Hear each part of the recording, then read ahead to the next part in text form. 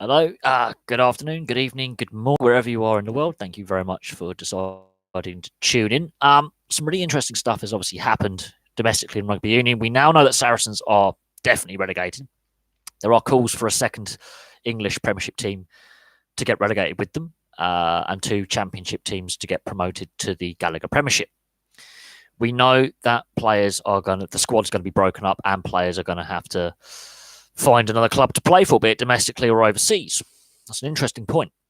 Owen Farrell has been making a lot of comments saying he's happy to stay in the Championship and help the team rebuild and try and get promotion at the first attempt. It's going to be interesting, though. They're going to have to dismantle that squad over the summer. I just done a video on what the future holds with Saracens and how it will affect England and other nations, ironically.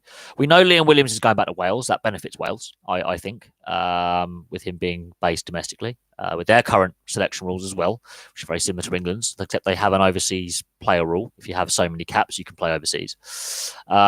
We know that there is a report by Premiership Rugby that's now going to be released in full. We know there's an independent review into the rugby salary cap.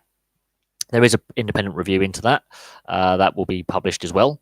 And we know that CVC, this private equity firm, which has a big stake in the game, that affects the TV rights for the Six Nations. And a lot of fans are not very happy with the possibility of Sky getting their hands on it. Real big things are going to happen. I think the way the game is governed at club level has got to change. The salary cap has got to be reformed and looked at. And there's a whole host of other changes as well that are going to come with club transparency, for example. The effects that are going to be felt by England is the fact that the key core of the current squad that played at the World Cup and that Eddie Jones has selected for the Six Nations are Saracens players. So where they end up is going to be crucial. Will the RFU have to change their selection policy because of players being forced to play overseas? We know that the Armitage brothers and the Benjamin play in France, and they have missed out on a whole hatful of England caps. We know that Christian Wade felt unloved by the RFU and the Test side. He only got his one cap. He's now trying his hand at the NFL with the Buffalo Bills. So the top scoring winger in Premiership history has left the game because he felt he was not being given a fair crack at the whip because of Saracens players, predominantly. Well, here's the thing. People are calling for a ring fencing of the Premiership, but that will then mean Saracens will never get back in. And that's from the Bristol owner. Bearing in mind, Bristol struggled for years to bounce back to the Premiership, and now he wants it ring fenced because he knows his team have spent massively, and they could also face relegation. They could have one good season and then be at the bottom again. The funny thing is, people are calling for a reform of financial fair play in football, and there is no salary cap in European football. It's unenforceable with the current salaries that are in place. So that's an interesting one. Hello to everyone who's just joined, obviously. So this is the biggest scandal, I think, to hit English rugby since the Bath cocaine scandal about a decade ago. For me, I think it's the biggest scandal to hit domestic rugby union in this country for a decade. Maybe the Lawrence Dallaglio allegations as well, where he claimed he could get steroids and drugs for players as well 20 years ago. So it's going to be interesting to see if the calls for a second relegation as well, hypothetically, that would be Leicester. I believe, as the current table stands, it could be London Irish at this point. They would go down as well, which means two sides from the Championship would get promotion. Lots of interesting things to talk about when it comes to rugby union and relegation. We've seen salary cap breaches before in sports, but a salary cap works better when it's a non-relegation system, so the NRL. So when teams breach the salary cap in the NRL, they just get stripped of points or titles like the Melbourne Storm, or stripped of points like the Parramatta Eels until they're cap compliant. They're the most comparable, I would say, scandals in sporting history of recent times that you could sort of compare to the Saracens scandal that is currently ongoing. People have been comparing it to the Juventus scandal and the Calciopoli scandal. That was match fixing. That's completely different. That's not breaching a salary cap rule. That is actual criminality, which involved bribing of officials to get favourable results. So, it's an interesting one. Yeah, I'm not a big fan of the Bristol ownership because they bought the guy who owns Bristol also has renamed the team, the Bristol Bears. He owns Bristol City Football Club. He owns, I think, the basketball or netball teams as well.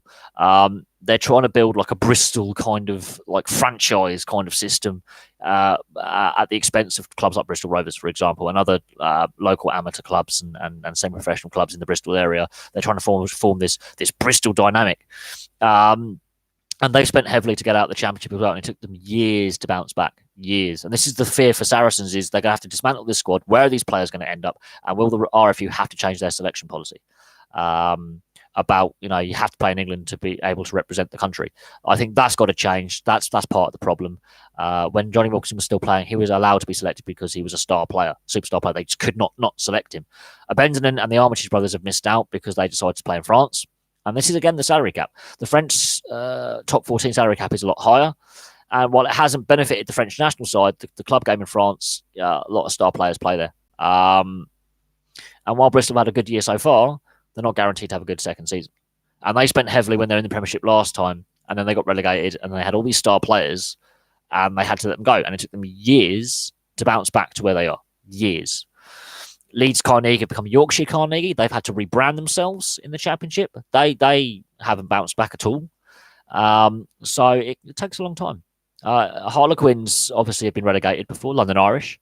Some have bounced back, some haven't. It's going to be really interesting to see what happens. And with CVC wanting to buy more and more shares in rugby union, fans aren't happy with a private equity firm who put nothing into the sport and reap and pillage the sport of cash. Do I think Saracens about? I mean, that's a difficult one. We know that the squad's got to be broken up. We know they're going to be heavily reliant on their youth system. And a lot of these youth players, I think, are going to get a lot of game time for the rest of this season. And they're going to rest their star players, I have no doubt, in the Premiership. They're going to focus all their energies on that quarter-final of the champion in European Champion Cup. If they lose that, then they're probably going to rest a lot of their star players, not risk them. And we'll see what happens at the end of the season, where players end up. We know other clubs have already signed players for next season. So could, let's say, Newcastle get promoted. Could Newcastle pick up a lot of the Saracens players? That could be interesting. If two teams go down, like Leicester as well, that could mean George Ford and Johnny May be available as well with get-out clauses in their contracts. So it's going to be really interesting for England going forward in the medium to long term. Short term, I think it benefits England up until the end of the season. I think it benefits them for the Six Nations. But medium to long term, the future of the club game is very uncertain. I know for a fact that one team doesn't breach the salary cap by itself. Look at the NRL and look at the minor breaches of the salary cap. That's interesting. The minor infractions that don't require points deductions. The fact that in the season that Parramatta were docked 12 points in the NRL about 3-4 years ago, I think every club apart from, I think, two were breaching the salary cap at some point. So I'm not naive to think that there aren't other clubs doing it or having done it in the past, but the salary cap system that we currently have in the Premiership has been in place for 21 years now. It was introduced in 1999, so it's 20 seasons. It does need massive reform. It needs more transparency. Clubs need to be more transparent. And the governance of the game, while the game has gone professional in rugby union in the last 25 years, the governance is still at amateur level. It's still amateur hour at international and club domestic level. This is why the Welsh club game is in a complete and utter mess. It's why World Rugby's plans to tinker with international calendar are in a complete utter mess, partly to do with CVC as well. This private equity firm that wants to buy more and more of the game. And not put any money in, but take all the money out. There's some big concerns going forward with domestic TV rights and international TV rights, primarily for the Six Nations, but also other competitions as well around the world. It's going to be interesting to see what happens. It really is. And the wages are different. Absolutely, the salary cap has gone up. It's increased year on year in real terms. But it's still nowhere near as close to football. Rugby league has been professional for longer, and unfortunately, with the Sky Sports deal that they have, attendances are falling. The national sides, the GB Lions, got swept in the recent tour in the autumn. So rugby league hasn't benefited from the Sky Sports, TV deal that they've got. Could you say football's benefited? No, it's taken 22 years for England to make a semi-final again in football. or soccer if you would, from overseas. So let's be realistic here. Subscription TV hasn't necessarily benefited sport. I think it's gone the other way. I think it's actually harmed sport. Players who are pretty average are getting a pretty big payday in a lot of sports. The Challenge Cup, the fact that the early rounds aren't on the TV, they're planning to bring in the Super League sides at an earlier stage. They should play from the beginning. Make it really interesting. The fact that, Rugby League last season, the RFL said to the overseas non-English teams, apart from the Red Star Belgrade. So apart from Red Star Belgrade, it was their first ever attempt at the Challenge Cup amateur team. Okay, Serbian champions. Toronto Wolfpack, Catalan Dragons, the holders at the time, and Toulouse Olympique had to pay £500,000 to enter. That made a mockery of the Challenge Cup and the fact that the English sides weren't charged an admittance fee. Absolute joke. FA Cup attendances so far are down, especially in the third round.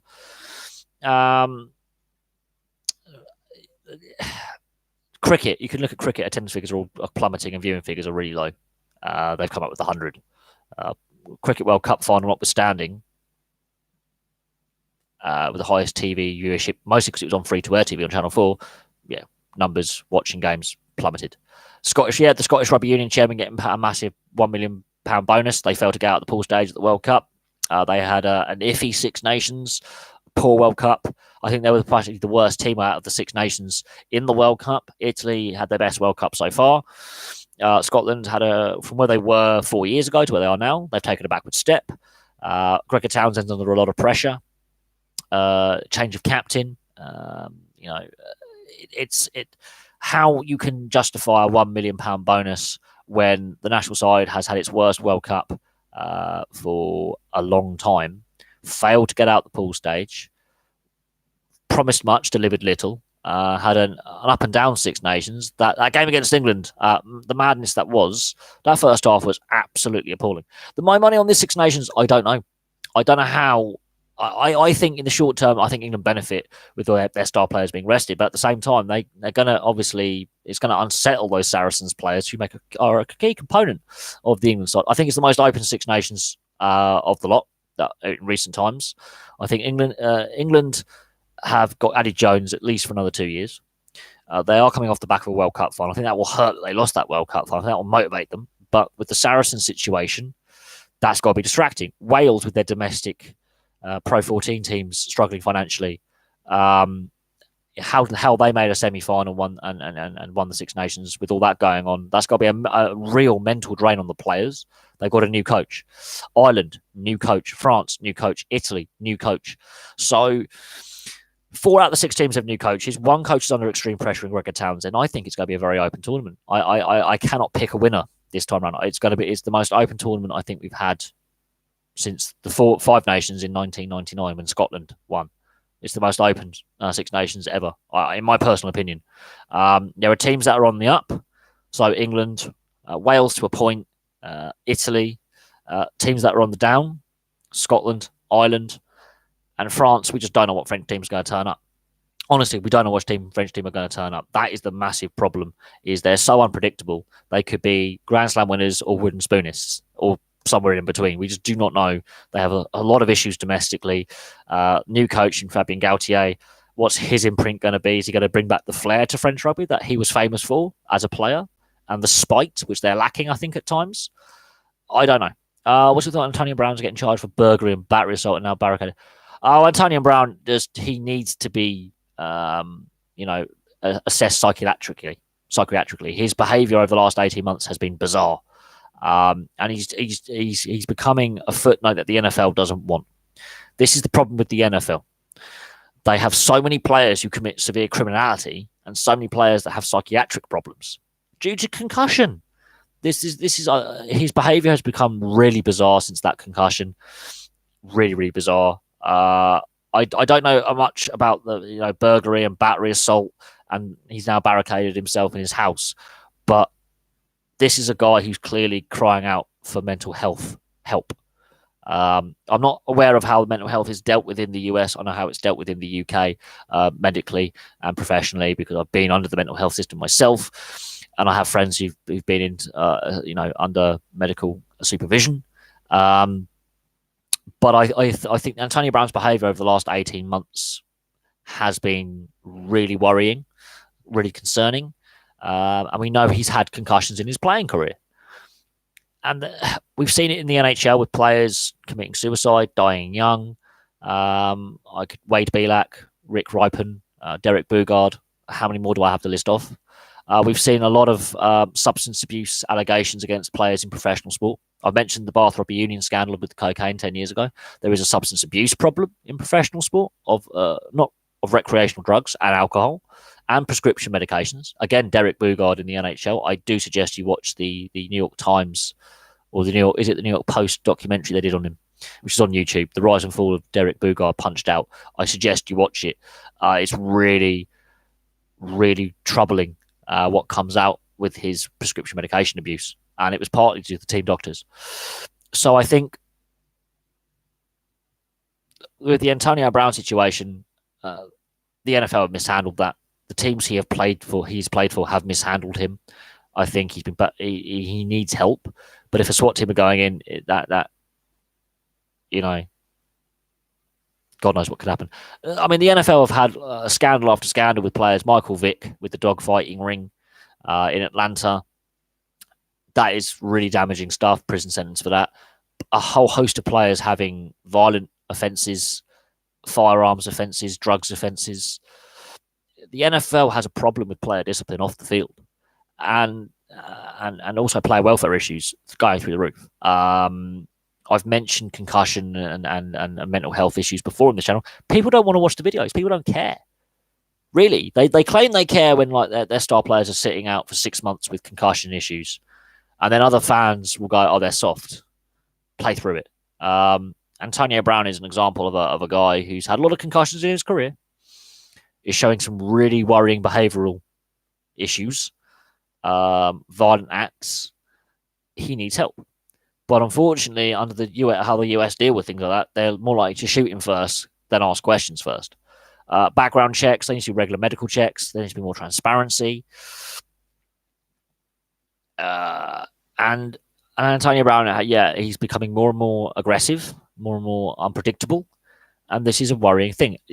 We find out that he does have a substance abuse problem, be it prescription medication, alcohol, or illicit drugs. This is what's going to come out. The Antonio Brown situation has been 18 months of really worrying behavior, both on social media, with some of the things he's been saying and doing, and off the field in his private life. Really worrying behaviors that if that was a normal member of the public, there would be a psychiatric order, they would have been arrested, they would have been charged, and held in remand. Because he's a well-known figure, they're less likely to do that in the US. But this reminds me of OJ Simpson as well. Yes, I also have had a few plumbing issues in the flat. My flat flooded last night. All my waste pipes failed, so I had raw sewage in my flat. I had to have a special cleanup team come in. It's bad. Yeah, the opioid crisis in the US is also becoming a crisis over here in Europe. My ex-partner now, who was my partner at the time I moved in the flat, has an issue with opioids, medications, codeine. She also has an issue with illicit substances as well. That's something that I've seen firsthand. Addiction. I've dealt with it firsthand myself personally. I'm now sober. I've been sober for a month. It's not necessarily fun. I've gone through several relapses and steps back, and it's not a fun experience. And there's a big issue in professional sport with substance abuse. And I have to do a video on it. We have to look at the amount. I'm going to list the amount of players who failed drugs tests for illicit drugs, who've had alcohol problems. I would run out of space on the whiteboard within the first 30 seconds of me just writing names down. We can discuss Diego Maradona in 1994 with his second drugs ban in the space of 18 months. Paul Gascoigne, Gazza, with his alcohol and drug problems, very publicly known in the British media with his, complete and utter personal life meltdown. And a lot of it is substance abuse, legal and illegal. Alcohol is legal. Oh, no, not drinking is actually not actually that bad, really. I save a lot of money. I look at my bank account and go, I have money. I can feed myself. Oh, yeah, that's just in soccer or football, depending on what part of the world you live in. Maradona and Gaza, both contemporaries. They were both playing at the same time, both international players at the same time. Both played at Italia 90, so they're contemporaries. Both have had very colourful off-field exploits. Now, Maradona's still a colourful character, well known for his illicit drug use, well known for his prescription drug use, and well known for partying hard and getting caught. Paul Gascoigne, well known for his alcohol problems and well known for his substance abuse issues. In cricket, there have been allegations against Phil Tufnell for cannabis use, Ian Botham for possibly cocaine use and alcohol, Freddie Flintoff, alcohol in cricket. Gambling issues. A whole host of professional athletes have got gambling problems.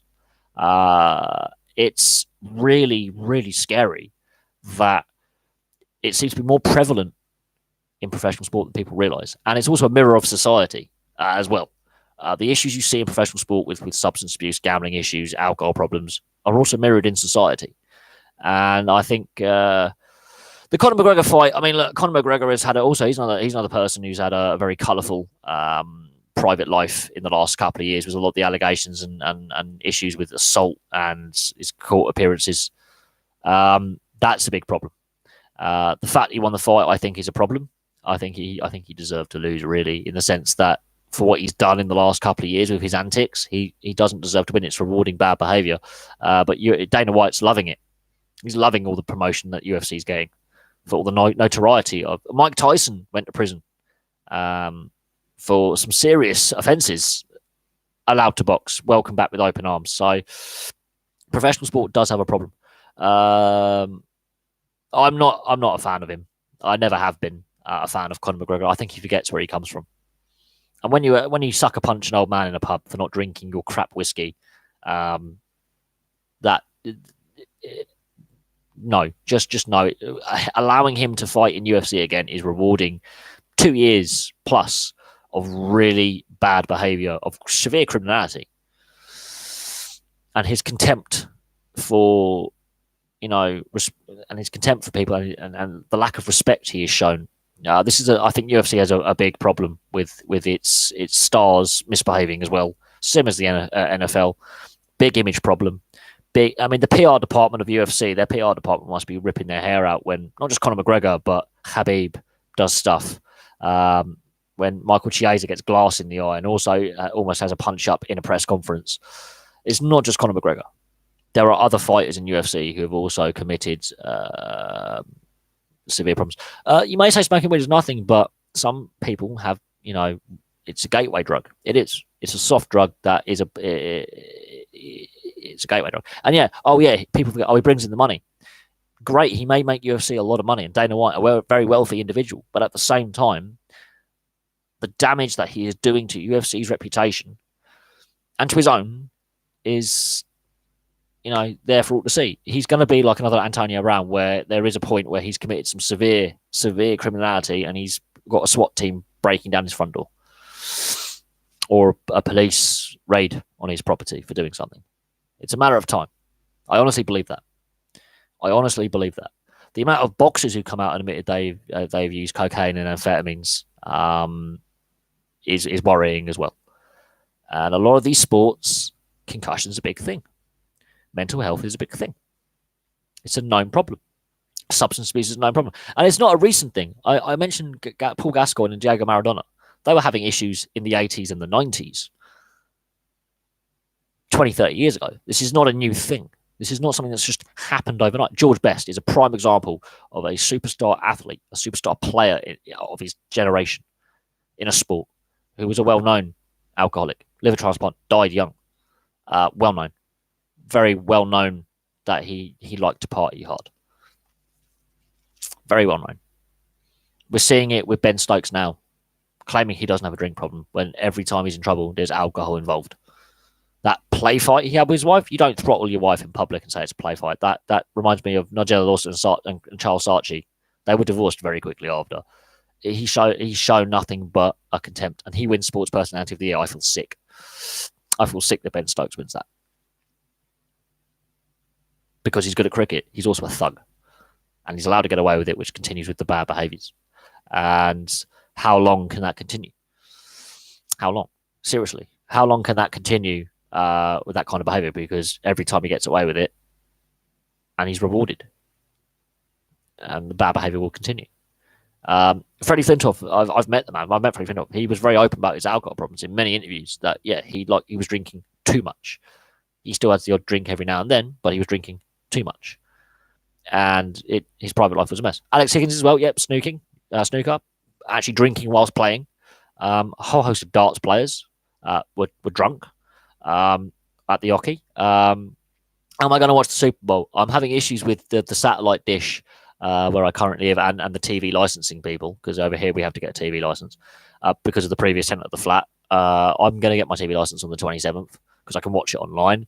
Probably not, in all honesty, probably not going to watch the Super Bowl this year. It's on a Sunday and I have work. And I might have holiday the next day. I don't know. I have to double check the date, but I may not watch it this year. I may not. I might give it a miss. I might have watched it for 16 years straight, but I might decide to give it a miss this year. I honestly might go, you know what? I'm not feeling it. It should be a good match, but last year really was just the worst product the NFL could have put on the field, and the halftime show was just as bad. Newcastle United transfer news. Well, I think the bigger news is there's not a lot of it, and it's going to be interesting to see how much money Mike Ashley gives to Steve Bruce to spend, considering that he's claiming he wants to sell this club and he's not willing to invest that much more into the club. Jennifer Lopez halftime show. Well, it's not I couldn't really. I never really give a damn about the halftime show. I really don't. And the fact that people are still posting memes on the internet saying they went to a halftime show and a football game breaks out says that a lot of people are getting to the point now with the NFL halftime show where there's too much. Just focus on the game. Just focus on the sport. Yeah, well, Burnley Man U actually is a local rivalry that people forget about. They're both founders of the Football League, although it was originally Newton Heath, which was Manchester United. And Burnley have got a good philosophy at that club. They work on a much smaller budget and they keep producing results. Sean Dyche is a very underrated manager for me.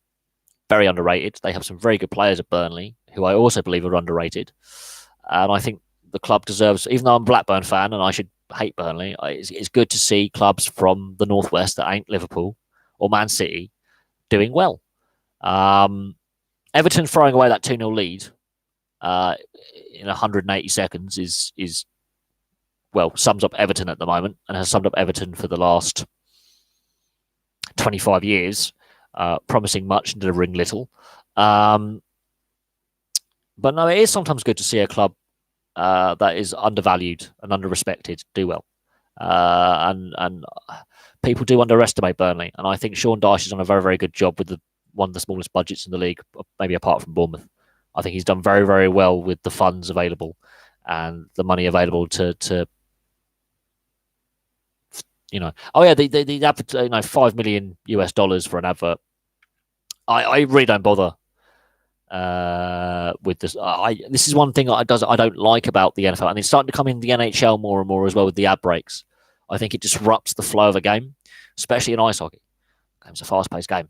You don't disrupt that flow. It really just with the TV breaks in the 3 periods, it really disrupts the flow of the NHL. The NFL, too many ad breaks. You want it quicker paced. Major League Baseball, that's why I can't watch baseball. So many breaks in play for commercial breaks. It is absolutely frustrating as a fan of a sport to be constantly bombarded with adverts. Constantly. This is why it's taken so long for rugby, both league and union, to really get a foothold in North America. Is because the fan base they are targeting, who like the contact sports, are so used to having ad break, that it does disrupt the flow of the game. And I will admit, Major League Rugby did use the water breaks because, in certain areas, especially New Orleans, it gets quite hot. I get that. But they just put ad breaks in there, and that is absolutely frustrating. Do I have any interest in Super Rugby? I have watched it in the past, but unfortunately, since my friend Christian passed away 3.5 years ago, we used to watch it all the time together, as he was a South African. It's sort of waned. My interest has waned. I will watch the odd game here or there when I can, but I'm not watching it as much since it's gone back to 15 teams. I'm not watching it as much since, well, Western Force are no longer a team in Super Rugby. I just don't watch it as much. I don't enjoy it as much. My favourite team from Australia is no longer in the Super Rugby. I like the Cheetahs from South Africa. They play in the Pro League now. So for me, my interest in Super Rugby has waned in recent years. It's not as in I prefer the NRL as a product because you can watch the NRL for 120 quid a year on a website, the Watch NRL website, which is sanctioned by the NRL, for 120 quid a year, and you get every game ad free. Over here in the UK, you're going to get ad breaks in Super Rugby. Even though if you pay for Sky, you're going to get the ad breaks. So for me, it doesn't have the same tone to it. Oh, who's this? Oh, it's my mate. I've got to answer this quickly. Hello. What are you up to? I'm at home right now if you want to pop over in a bit. All right. What? I'm skint, mate. I'm having to borrow money off family. I don't get paid. I don't get paid till Monday. I've had to borrow 100 quid off my mum. Yeah. But if you want to pop over, feel free. Just text me when you're here. I've got a lot to explain. I had some bad leaks last night. The waste pipes failed, and my bathroom flooded with shit, and my kitchen flooded with shit. I had to have the waste guys come out, hazmat team, pretty much. Yeah, and it flooded the flat downstairs. But look, just give us a message when you're coming over, if you are coming over, because Charlie might be coming over as well tonight. So if you are going to come over, you have to be reasonably early because I've got to be up at 4 in the morning. I didn't sleep last night. The waste guys didn't leave till like 11. So yeah, and I'm doing some YouTube stuff now. And I'm live. So this is kind of like the most embarrassing moment. But yeah, I get what you're called. What time do you want to come over?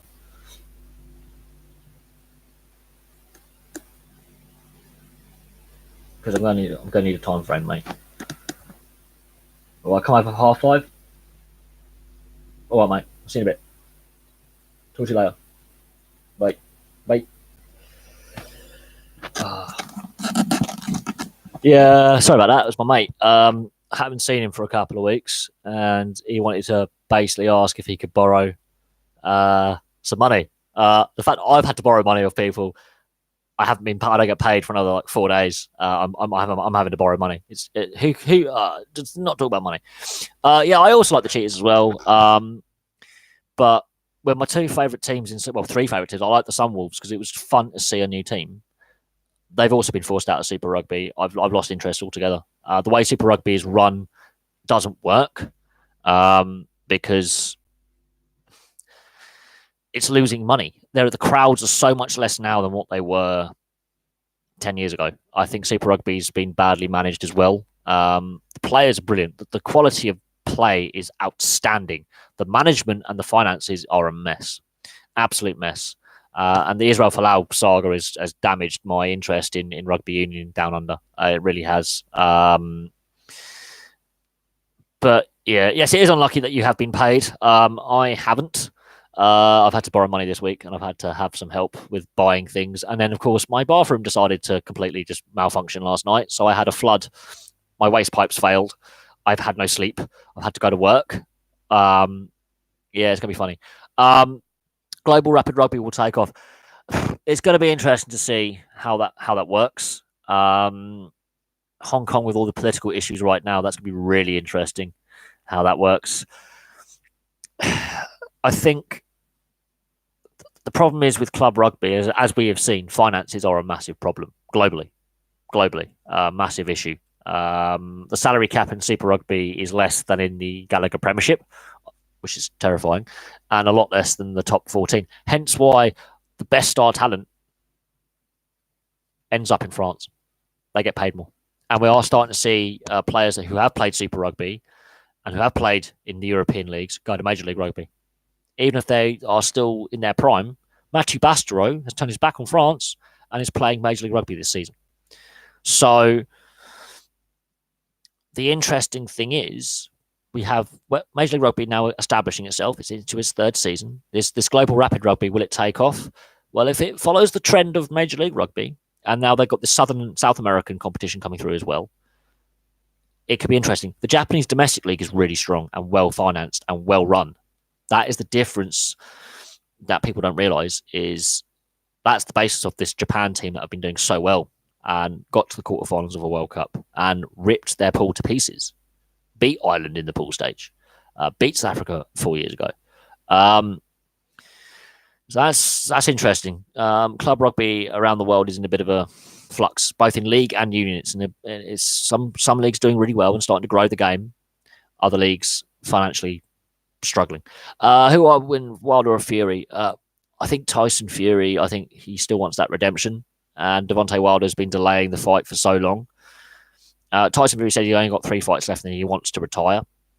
But again, my interest in boxing has waned over the years with all the scandals and issues and boxers dying in training, dying after fights, safety issues, corruption allegations. My interest in boxing is not what it was. Same with Super Rugby, it's not what it was. Same with football, apart from international football. Again, my interest is again lessened to what it was 5-10 years ago. As I've got older, I've fallen out of love with certain sports or certain leagues and fallen in love again with certain sports and certain leagues. Yes, I think that's the problem with global rapid rugby. But it's also the same problem with Super Rugby as well, is the travel distances for interconference rivalries, for example. That I think is a massive problem. And I think the Currie Cup in South Africa, what was the ITS Cup in New Zealand, the domestic cup competitions in South Africa and New Zealand are really, really strong. Whereas the domestic competition in Australia is the shoot shield is an absolute joke. It's not very good quality. So this is why I think Australia are struggling. Australia didn't lose, in the quarterfinals because of Israel Folau not being there. They lost because their domestic game is a shambles and there's no money. That's why. And I always use the example with Rugby Union Australia and Rugby Australia in the fact that Cooper Cronk, possibly one of the greatest halfbacks in rugby league, until the age of 18, was a Rugby Union player. I'm just going to let that sink in. Can you imagine Cooper Cronk as a scrum half for the last 15 years? Just imagine that. This is a guy who played the grand final, not last season, the season before, with a broken shoulder that he broke in the semi-final. I'm putting that out there. How's the night scene after games? Well, obviously you got White Hart Lane in central North London and Wembley in northwest London. It depends where you're staying, and it depends how much money you're willing to spend. London is far more expensive than the rest of the country, and I can definitely vouch for that, having worked in London before and I've got family and friends in London. I will tell you now, a night out in London is a lot more expensive than people realise.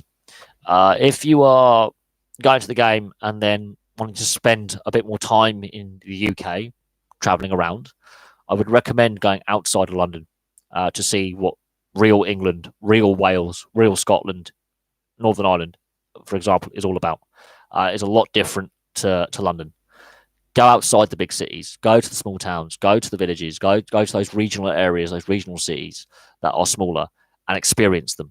It's a lot different to London. London's got all these bright lights, Birmingham as well. Manchester's got a thriving night scene. But if you want to go out and actually experience what the rest of the UK is about, it's a bit more than London and Manchester. There's a lot more to the UK than Glasgow and London and Manchester, these big, and Birmingham. There's a lot more to it. And a lot of Americans, especially sports fans who come over here, they want to go and see the NFL or the Major League Baseball in London, for example, or Wimbledon for the tennis. And they don't really experience what the social scene and the social aspect and the historical aspect of a lot of other, the rest of the UK, the rest of England. A lot of Americans think it's all London-centric. There's some really great sport to have outside London. We know that a fair few of the Premier League and Football League clubs are based in London. We know that. There are other sporting teams outside of these big cities. I would suggest to anyone from North America, you know, to come and actually explore what that we have. Do I want to be your tour guide if we get a full ticket? Wow, I would have to book some time off work, but I've got some time to do that. I would be more than happy to show you Yankee boys around not just London, but the wider southeast. I live outside of London.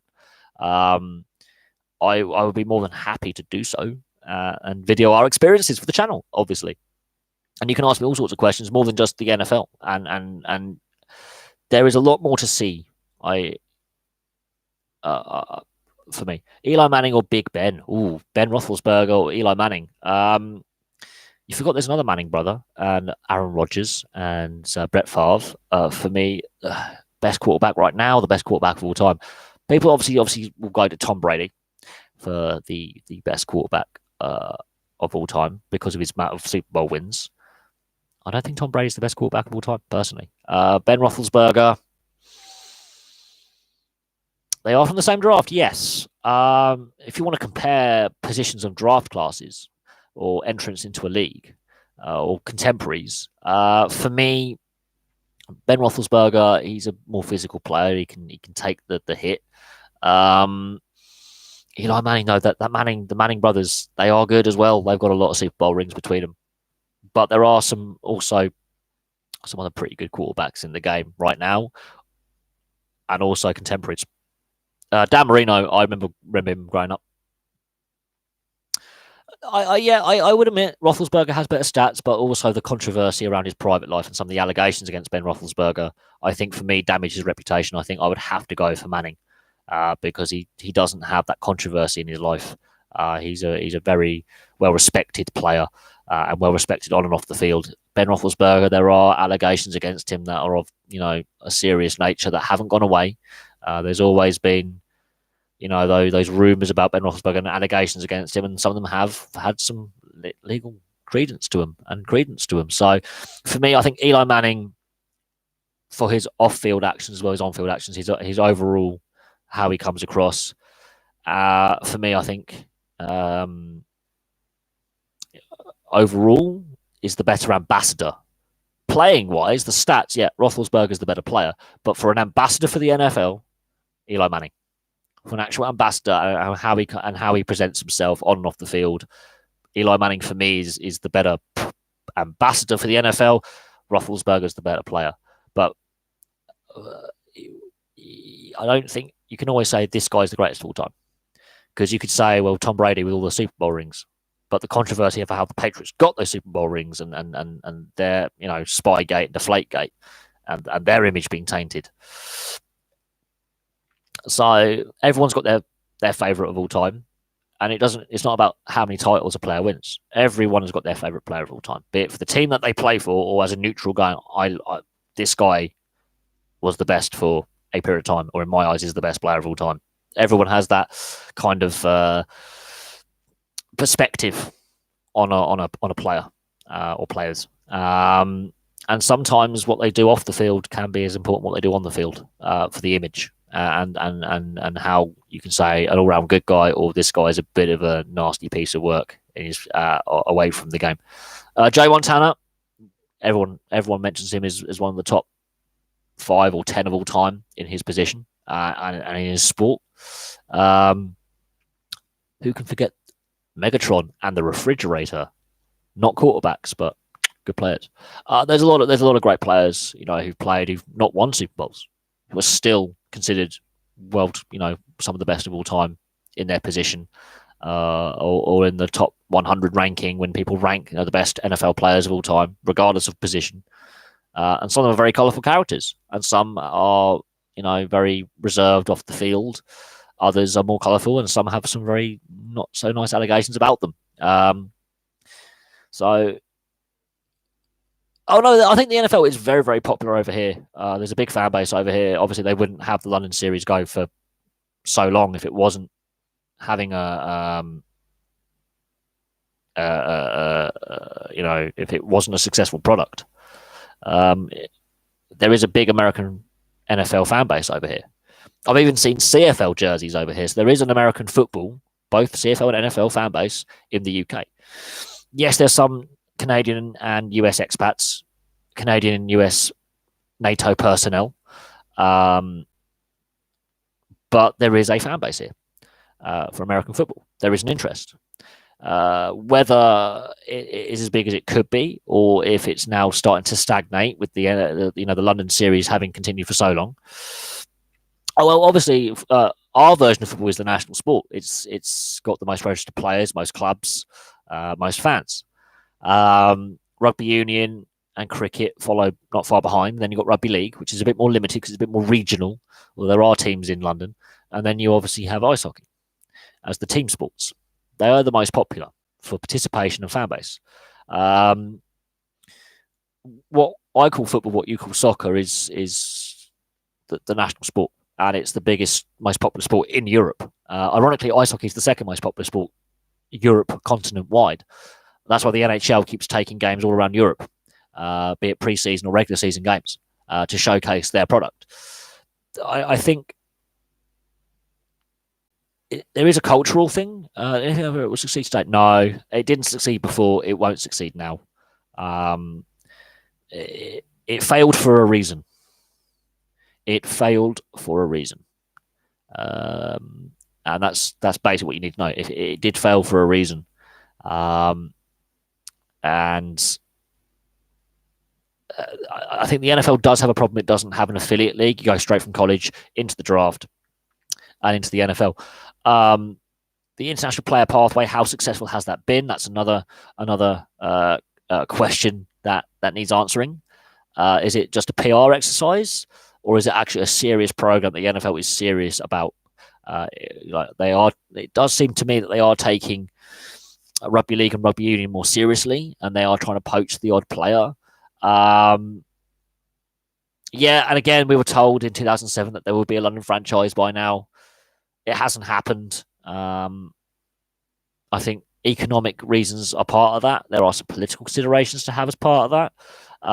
The fact that Wembley didn't get sold in the end to Sahid Khan, and the negativity that attempted purchase had with trying to appease fans over here didn't go down very well. The public just weren't happy. The NBA does have a very, very big fan base outside the USA, because basketball is played a lot across Europe and Japan. It's very popular, and Korea. I don't think London needs an NFL team. You've got to factor in travel and TV timings. Our tax rates are a lot higher than in certain US areas. So free agency, what free agent would want to sign with a team where the weather is shit this time of year? Not gonna lie, it's been very cold, very wet, and the tax rate. High earners have to pay a hell of a lot of tax, and there'll have to be some very creative accounting, different exchange rate, the fluctuation of the pound against the dollar, with wages being paid in dollars, but we use pounds in this country, pound sterling, so that'll be interesting as well. A whole host of economic reasons. Well, they asked the Boston Celtics CEO about a major league franchise from the North American, because the NBA and the NHL and Major League Baseball also have teams in Canada, about having a major league franchise somewhere in Europe, because the NHL were considering it as well, looking at putting a team in Europe. Basketball was very, very popular in Eastern Europe and Italy and Spain. And they asked him, what is the possibility of having a team in London, Paris, Madrid, Eastern Europe, maybe, let's say somewhere in Eastern Europe that's basketball's very popular, or Italy. And he went, economically, now? No. 10 years ago? Yes. Economics has changed, and the political landscape has changed significantly. That's why I don't think it happens. The NHL were considering having a 10-team conference kind of league, an NHL Europe kind of league. That was shelved very quickly, because it would have affected the European leagues as well. And where would a free agent want to sign? The Houston Texans or the Dallas Cowboys, or a London team where you've got to pay 50% tax rate as a higher earner? If in Texas you're not paying a penny on income tax and your tax rate's very low, and it's normally pretty warm this time of year in some areas, or London, where you would have to have high property prices. That's another thing to consider. If you're going to put a team here, you've got to remember that these players have got families, and property prices in London are expensive, and there are property taxes as well that are pretty steep. Stamp duty is a thing. So there's a lot of economics behind it, and this is why a team wouldn't work. It's a great idea on paper. The idea is a great idea, which is also exceptionally flawed. Do I watch Olympic basketball? I prefer watching Olympic ice hockey, but I will watch the Olympic like rugby sevens, the Olympic football, because there's a lot of youth players get given a chance. It's mostly under 23s. You're allowed to have a couple of marquee senior players in an Olympic soccer team or football team. So yes, I watch little bits and pieces. I have in the past, but for me, it's not my favourite Olympic sport, and I prefer the Winter Olympics anyway, especially the ski and snowboarding events. Because I have lived in the Alps, I prefer the Winter Olympics. Yes, Ryan Giggs did play, and Stuart Pearce was the coach in 2012. He was one of the marquee players. He was one of the senior players. It was towards the end of his career, obviously, and the majority of players were the under 23s. That's the rules. You're allowed, I think, 3 marquee players who are over the age of 23 in the squad, and the rest have to be under 23s. That's why I find it fun when you have a few veteran players and mostly young players. And it's a chance for them to showcase their skills on the international stage. And the football is actually really exciting because it's very open, because there's a lot of mistakes. A lot of these players aren't fully rounded at professional level yet. So there's still a lot of mistakes in their game, which makes the games very, very open. The debate about having the top league players playing at the Olympics, the NHL was having this debate with the IOC. Is to do with the player insurance if players get injured, and who pays them, who pays for their transport and their lodgings. So the NHL and the IOC are currently locked in at loggerheads over Olympic participation. And the NHL players do want to play at the Olympics. The NBA players, not so much. It is interesting. So you've got to have the playing base on side. The Spanish and the Eastern Europeans and the Chinese and the Russians, they do take it seriously. It's to do with the Cold War as well, but there's a big the Balkan nations, the Spanish, really love basketball. It's to do with how the basketball clubs are governed back at home, and there is always that chance you get picked up by an NBA franchise as a free agent. And there's that opportunity to play in the NBA. That drives a lot of players to want to be the best in the world. And yeah, with the NBA players not really wanting to play, that surprises me. And really surprises me. That's a chance for them to really showcase their skills to a global audience. And it just doesn't happen. Here's the thing. I think this is the battle between the IOC and the NBA, and the IOC and the NHL is how much do the players get, player welfare, like the insurance payments, who pays for if they get injured, the costs, their travel costs. Do the national federations of the nation, the national teams, just the IIHF, and the rules are slightly different to World Championship and NHL and the European game. The Olympic rules are different. So you're not allowed to fight, which is really, really frustrating. And it's also the Winter Olympics for the NHL happens mid-season. So I am surprised that the basketball players don't want to play, because it's a chance for them to really showcase their skills and put some exhibition style skills. And I think, I don't know. It's an interesting one. The NHL players want to play at the Olympics. They want to represent their country. The NBA players, not so much. I find that really surprising. Really surprising. But it is what it is. Shaquille O'Neal, he one of the best players of all time. Absolutely. I remember watching Shaquille O'Neal. He was, an outstanding player of his generation. Outstanding player. But for me, basketball, I don't have an interest in basketball, really. I think there was a big interest in the UK and across the world with the Space Jam film in 1996 that really drove the interest in the NBA, plus the Chicago Bulls with Michael Jordan, and how they marketed some of their stars in the 90s and early 2000s really caused a surge of interest in the NBA, much like the NHL with the Mighty Ducks franchise of films. Again, surge of interest outside of North America with young kids, especially in non-traditional ice hockey countries. Really helped grow the game, and that sort of waned a little bit, and the lockouts didn't help. So I think it is interesting looking at how the North American sports market themselves, well, the North American leagues at least market themselves overseas. And the debate about having an NFL team in London, we were told we would have a team by now, and we still don't. We still don't. The NCAA, the collegiate. No, it's not very popular because they're not professional. They're college kids.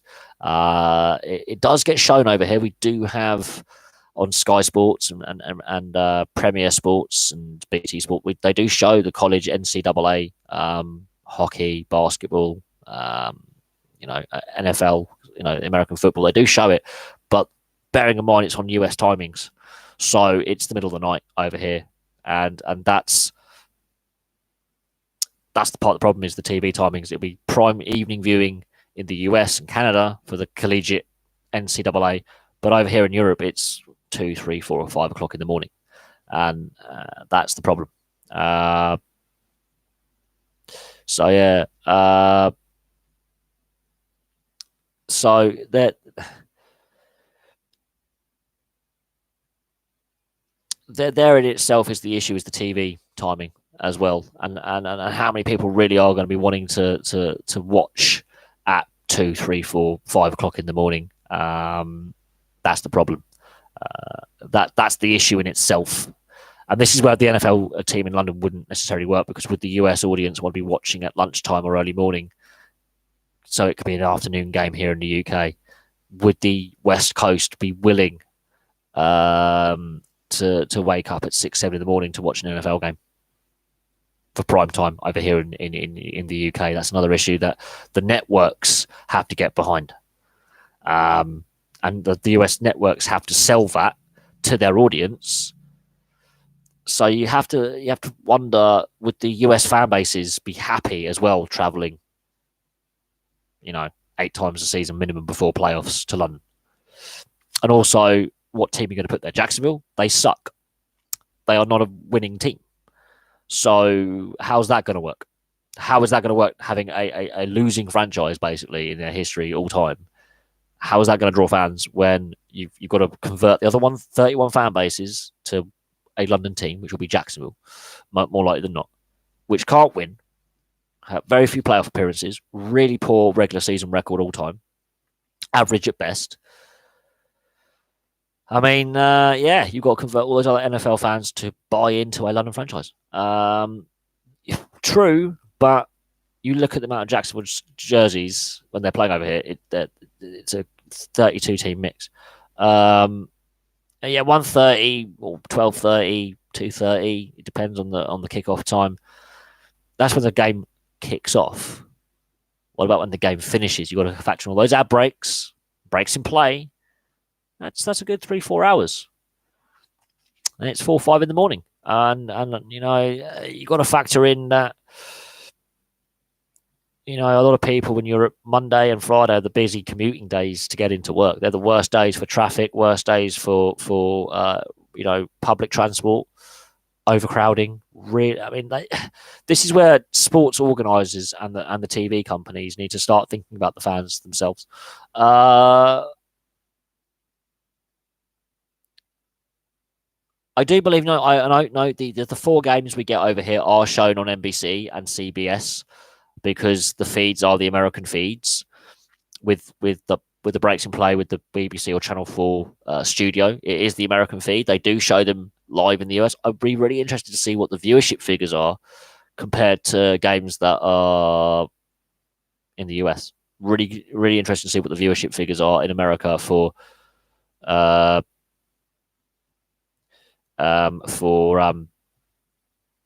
yes, Mr. Kennedy, but have you actually read his name really quickly to yourself and see what it says? That's why I didn't give him a shout out, because he's trying to make me say a racist word. It's a troll. That's why he didn't get a shout out, because it's a troll. We get it every live stream. Always that one or two guys, and they always have that inappropriate kind of tag, and then when I don't give them the shout out, then they start trolling. So yeah, he's a troll. Don't fall in for the trap. I mean, look, I haven't watched an NFL game this season. It's probably why I'm not going to watch the Super Bowl. I haven't really had an interest this year. And look at we were talking about Antonio Brown earlier on, and his antics and the issues he's having away from the game and his bizarre behaviour. The NFL does have an image problem. You don't get it. You don't know what a racist term for a black man is. The N word. That's what he wants me to say. The N word. We're not saying that. We're not stupid. Racial slurs are not welcome on this platform. They are not welcome in the comments section. Racism is not tolerated by me. I do not tolerate racism. I do not tolerate discrimination on someone's skin color, national origin, religion, or lack of it. And now you get it. See, now you get it. This is why I don't give people the shout outs, because they want me to say racial slurs. And I'm not that stupid. Yes, he did. I am aware that he has had concussion issues, and he is showing some really worrying, bizarre behaviour. And this is where the NFL isn't necessarily doing enough. The NFL have been doing it for years. This is why I'm surprised the Major League Baseball took as long as it did to finally get a London series. And they were initially, the Major League Baseball were going to play in 2017 and they withdrew, and that damaged the image of baseball over here. There is a big baseball community over here. I've got friends who play amateur baseball for local teams.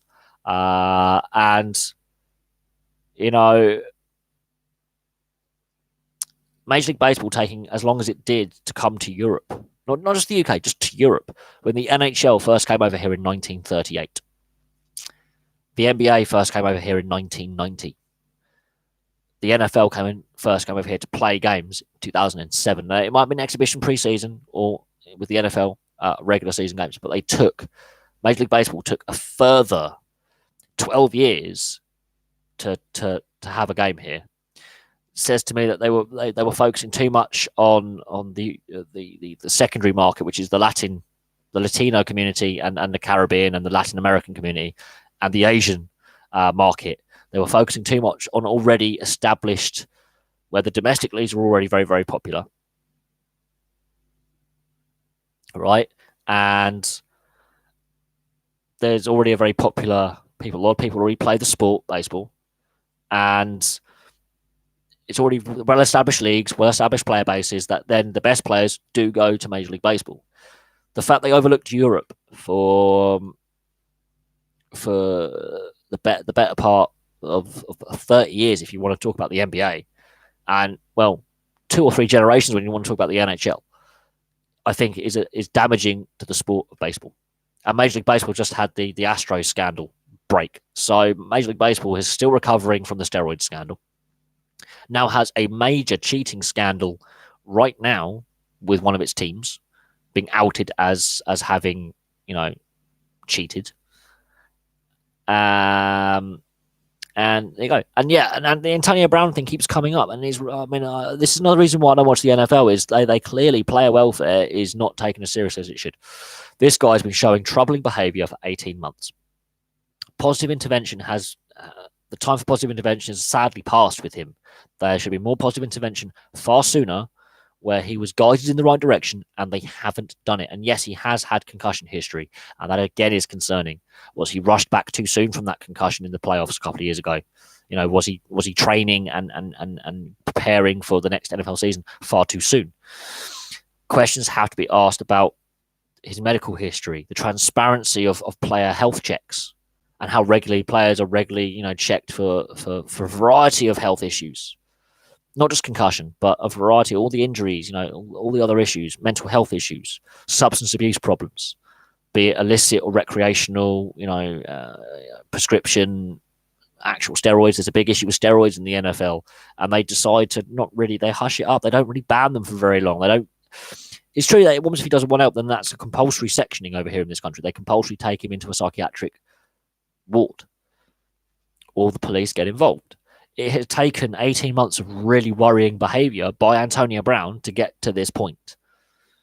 It should never have got this far, and this is where early intervention saves lives. Mental health is not a joke. Substance abuse is not a joke. Player welfare is not a joke. The NFL does not take it as serious as they should. Mike Webster. I mean, there's a whole host of other ones. There was the one where the murder-suicide with the Kansas City Chiefs a couple of years ago. The player, I forget his name, but Michael Vick with the dogfighting ring. You know, there are players like Ben Roethlisberger. The allegations against Big Ben are well known.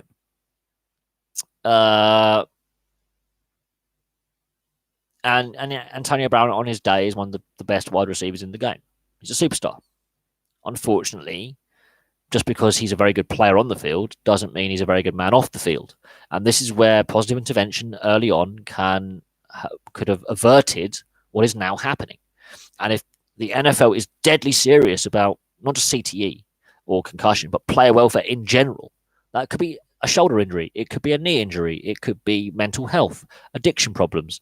Positive intervention is better than knee-jerk reaction intervention where like it's already too little too late, the damage has been done,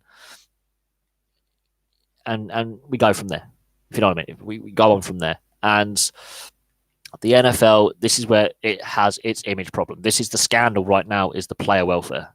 Players being badly advised. I think 60% of NFL players end up bankrupt after they retire, or even when they're still playing, end up bankrupt. They're badly advised financially. They're badly advised by their agents.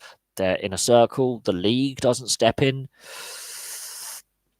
So, and Mike Webster having over 50 concussions that were known of. Derek Boogaard had over 100 that he admitted to, where he admitted he was keeping count until he just lost his memory in the NHL. When players are coming out saying, I am having these issues with not just concussion, but regular injuries on the same part of my body, and they're getting rushed back when they shouldn't be, they're not being looked after, independent medical care, it's always the team doctor. This is where Derek Boogaard was not looked after by the Minnesota Wild organization in the NHL. They were prescribing him meds and not supervising his medication intake. They were like, here's some drugs, here's some painkillers, here's some anti-dizziness pills, here's some painkillers, when they should have been actually independently getting an independent doctor going, this guy should not play. This guy needs to heal. This guy possibly needs to retire for health reasons. This guy should not play. This is where leagues are failing to protect their commodities, the players. If your star players cannot play, then you've lost your star commodity. And are not really looked after well when they retire. They're not advised how to invest their money. They're not advised how to live their lives. If they don't want to get involved, stay involved in the sport as in a coach or a mentor or a club representative, and they retire, what they're going to do. They're not advised well enough in how to live. Oh, that's to do with the blackout. Any game that kicks off at 3 p.m. cannot be broadcast live on TV. That's why other kickoff times, like the lunchtime kickoff of the evening kickoff, are the ones that are the prime TV, bang, in your face. That's why with the FA Cup, they select certain games that have different kickoff times to 3 p.m. In the UK, the 3 p.m. blackout, you cannot watch a game live on TV. There's no domestic broadcast available. That is to ensure that the most fans are in the stadium, paying overinflated ticket prices and buying overinflated condiments. Yes. Why? It's to make sure that as many fans as possible are in the ground to maximize profits. And those tickets for those games are actually ironically more expensive than the televised games. They cost a pretty penny to go. They really rake in the money on the 3 p.m. kickoffs. But they're traditional kickoff times as well. That was a deal struck between the Premier League, the Championship, the Football League and the Premier League, and the FA and the TV companies that broadcast the 3 p.m. blackout. That's why there's no FA Cup or League Cup games also shown live on TV at 3 p.m. That's why the BBC, when they currently have the FA Cup rights, show either a lunchtime kickoff or like a 5 p.m. or a 7 p.m. kickoff, depending on the game when it comes to the FA Cup.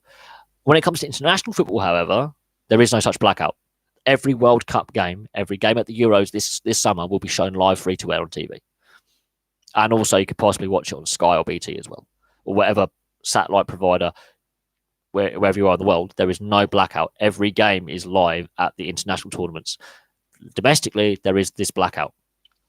It's the same in the NHL. There's the NHL blackout depending on which area you live in. Is there an app which shows the games? Oh no, the English League is not losing money. Oh no. Every top flight club could let us in for less than £10 or let us in for free, and they would still make a massive profit. The English football is not losing money. The clubs, however, are badly run. The financial side from the TV revenue is completely different. They're not losing money. They could let us in for free. They make massive amounts of money out of the TV deals, both domestically and international TV rights. Amazon Prime are showing games. Well, I've never seen a cup game at 3. Yeah. I've been to many FA Cup games. I did every round from the first round to the quarter final in the 2002-2003 season. I went to, I think there was a couple of replays I went to as well. So I went to about, I think, 10 FA Cup games in one season for different clubs. Me and my granddad was recovering from cancer treatment. He was very, very seriously ill. We weren't sure if he was going to actually make it through till the next year. So my family concocted a plan that every round of the FA Cup we would go to, and unfortunately, the semi-finals and the finals clashed with I believe my school sporting fixtures, and so I couldn't go to them. So I couldn't make the semi-final and final. Plus, the tickets were really expensive, and of course, with my granddad being seriously ill, money was a concern because cancer treatment is expensive. If you have to go privately, if you can afford to go privately, it gets very expensive, and there were concerns about making sure if my nan would have enough money to survive if he passed away. So I couldn't go to the semi-final and the final for a variety of reasons. But I have a program from every single round of the FA Cup in 2002 and 2003, including a signed final program as well. So I've managed to I've got my hands on some sports memorabilia. That is in storage. It's in a safe place, but I've got a program from every round of the cup that season. And that was an amazing journey that we went on. We went to some great games. We saw many teams play. We went all around the southeast of England watching a whole host of teams from what is now League One and League Two and the non-league, all the way up to Premier League teams. We had some great fun doing it. We met some great people along the way as well, which was great fun, and we had some great memories. And that's when I love football. That's when I love soccer. That's when I was really in love with the sport. I don't love it so much now. Those tickets now would not be affordable in price. Oh no, they're not here. They're not here. They are in my mum's. They're at my mum's house. They're safe. They're always in a safe place. They are locked away in a safe place. And when I'm like old and decrepit and need money, I'll probably flog them. But right now, they are in a very, very safe location, undisclosed. They are not with me, which is a good thing because my flat is an absolute mess and I'll get damaged. But no, I've got a lot of football programs. I think my oldest football program is from 1977, from the Cup Winners' Cup. Juventus Glentoran, yes. A Northern Ireland team played Juventus once in a competitive cup game in Belfast at Windsor Park. And Dino Zoff was in goal for Juventus. So I've got one of them. That cost not a lot of money. When it was bought, I think it cost like 30 pence. But it's now worth, well, it's priceless, really. I'm not sure how many of those programs exist left. Because Windsor Park back then, terracing, how many people actually bought a program to keep it? You can imagine that. But no, some really, really fun memories going to football. I've been to a lot of ice hockey games here, had some fun memories and some really depressing scorelines when you're a hockey fan, and some fun days out, met some really great people. I've been to Twickenham, watch the doubleheader, the London doubleheader. I've also watched the Tetley Cup final, which was Johnny Wilkinson's piece of silverware with Newcastle against Harlequins back in 1999. That was a real fun day out. And I sat in what is now the South Stand, what was originally the South Stand, sat up directly opposite, so you can see the old South Stand. I had a great experience at the rugby then. I've been to Lords. I watched Jimmy Anderson's first Test wicket against Zimbabwe. back in 2003. I've been to some really, really fun places. I've been to Anfield on Liverpool Sheffield Wednesday in the early days of the Premier League in the mid-90s. Twickenham, that's in West London. It's the home of the English rugby national team. And Harlequins play at the Stoop, which is in the same area of West London. It's just around the corner. So I've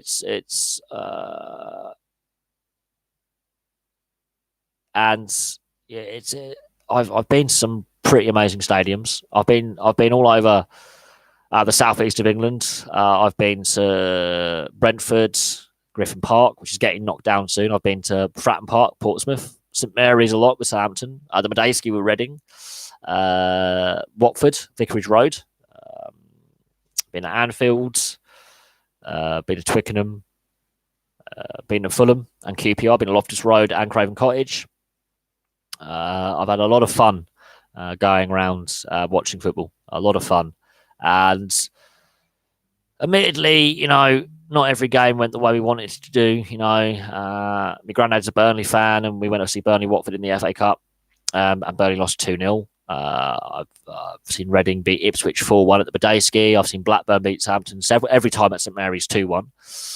So I've been and seen some fun games and had some fun travels and some fun tales to tell. And I've been to the Twickenham doubleheader twice at the beginning of the season.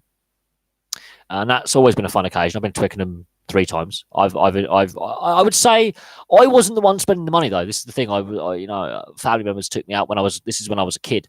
I would say, the occasion, I'm watching.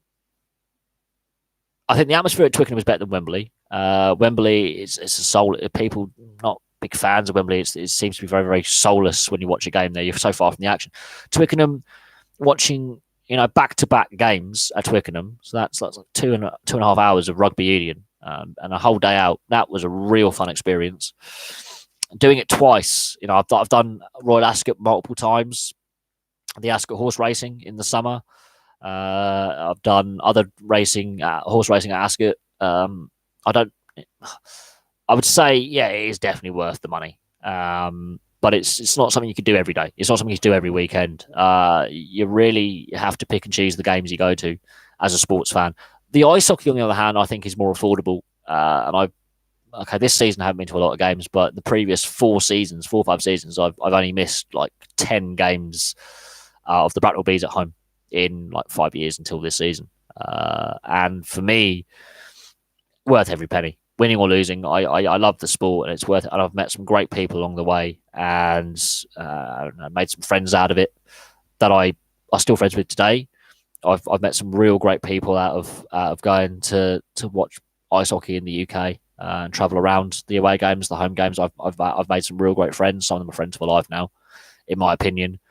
I wouldn't change that experience for the world. Meeting the players that was great fun.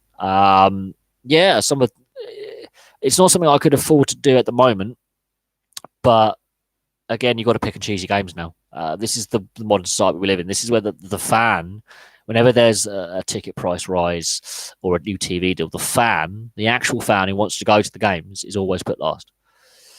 And this is where I think sports governance needs to be better. They need to cap ticket prices. They need to look at making it more affordable for the average fan to go. Make it easier for the away days to organise transportation, and this falls upon the Premier League and the Football League to make it easier. They have so much money; they can make it a lot easier for the away fans to make it to games. The FA, when it comes to the FA Cup, the crowd numbers being down is a worry. Again, making it easier and more accessible for fans to go to games would help. But if you can afford to go to whatever sporting arena you want to go to, whatever you want to see, it is worth the money. Yeah, but can I afford to go to? Could I afford to go to every round of the FA Cup this season? Nope. Not even as a neutral. Not. I would have to pick and choose my games. So, while I've enjoyed every sporting occasion that I've been fortunate to see in the flesh, it's not economical. It's not economically viable. And I look at my average monthly salary without overtime. It's not economically viable. Cameron Smith and Greg Inglis. I mean, they have some very checkered they are immortals for what they've done on the pitch, but off the field, Cameron Smith with his dodgy second contract and Greg Inglis with his alcohol and domestic violence allegations, it does taint their reputations. The FA care more about betting stuff. We had the FA agreeing to have 7 separate betting companies stream games live as long as you sign. I mean, yeah, the FA, the FA's got problems. The FA a couple of years ago with the Mark Sampson allegations when he was in charge of the women's national side and him getting sacked, and what came out with the parliamentary inquiry at the Sport, Culture and Media Select Committee, the FA was told categorically, you are not fit for purpose. You need to restructure. You need to be more inclusive, more open, more transparent. And then within a year, they're trying to flog Wembley for half price. That really did not go down well with the government. Didn't go down well with that select committee in the parliament. Didn't go down well with sports fans in general. And 95% of them were like against the sale. And Sahid Khan really couldn't get the people, the sports fans on side. Bearing in mind, taxpayer money was used to rebuild Wembley Stadium. It didn't go down well. And the FA really shot itself in the foot. The trust between the FA and, well, everyone else is at an all-time low. And the Football League, probably the trust between them and the fans is not great either. I think there's a big transparency issue with professional sport globally. And as I said about the Saracens video I posted earlier, the trust has broken down between fans, so the customers of sport, and those governing the sport. Whatever sport in question, there is definitely a breakdown in trust between sports fans and sports governance and everything in between, the clubs, the owners, the players. There's definitely a trust issue. There's a transparency issue. There's issues with affordability, sustainability, be it economically or environmental as well. I think sport needs to be more environmentally. Do I think it's fixable? There's got to be a lot of restructuring and a lot of soul searching and transparency. There's going to be more transparency, absolutely, and a lot of restructuring and how sport is governed, be it at domestic level, at league level, so club level, domestic level, international level with the national sides, whatever sport we're talking about internationally, and then at international global governance, be it the IOC, FIFA, the IIHF, which I think is one of the more transparent organisations. The International Ice Hockey Federation is one of the more transparent ones. They seem to be one of the best run. And if Evgeny Kuznetsov failed his cocaine test, his drugs test, he got banned for 4 years internationally. The NHL banned him for 3 games. So, again, a real mockery of what a drugs test is. And I could discuss Ben Cousins with the AFL never failing a drugs test, but his off-field issues with drugs and alcohol destroying his career, because he was brilliant on the field, but off the field he was a mess. He's now in prison.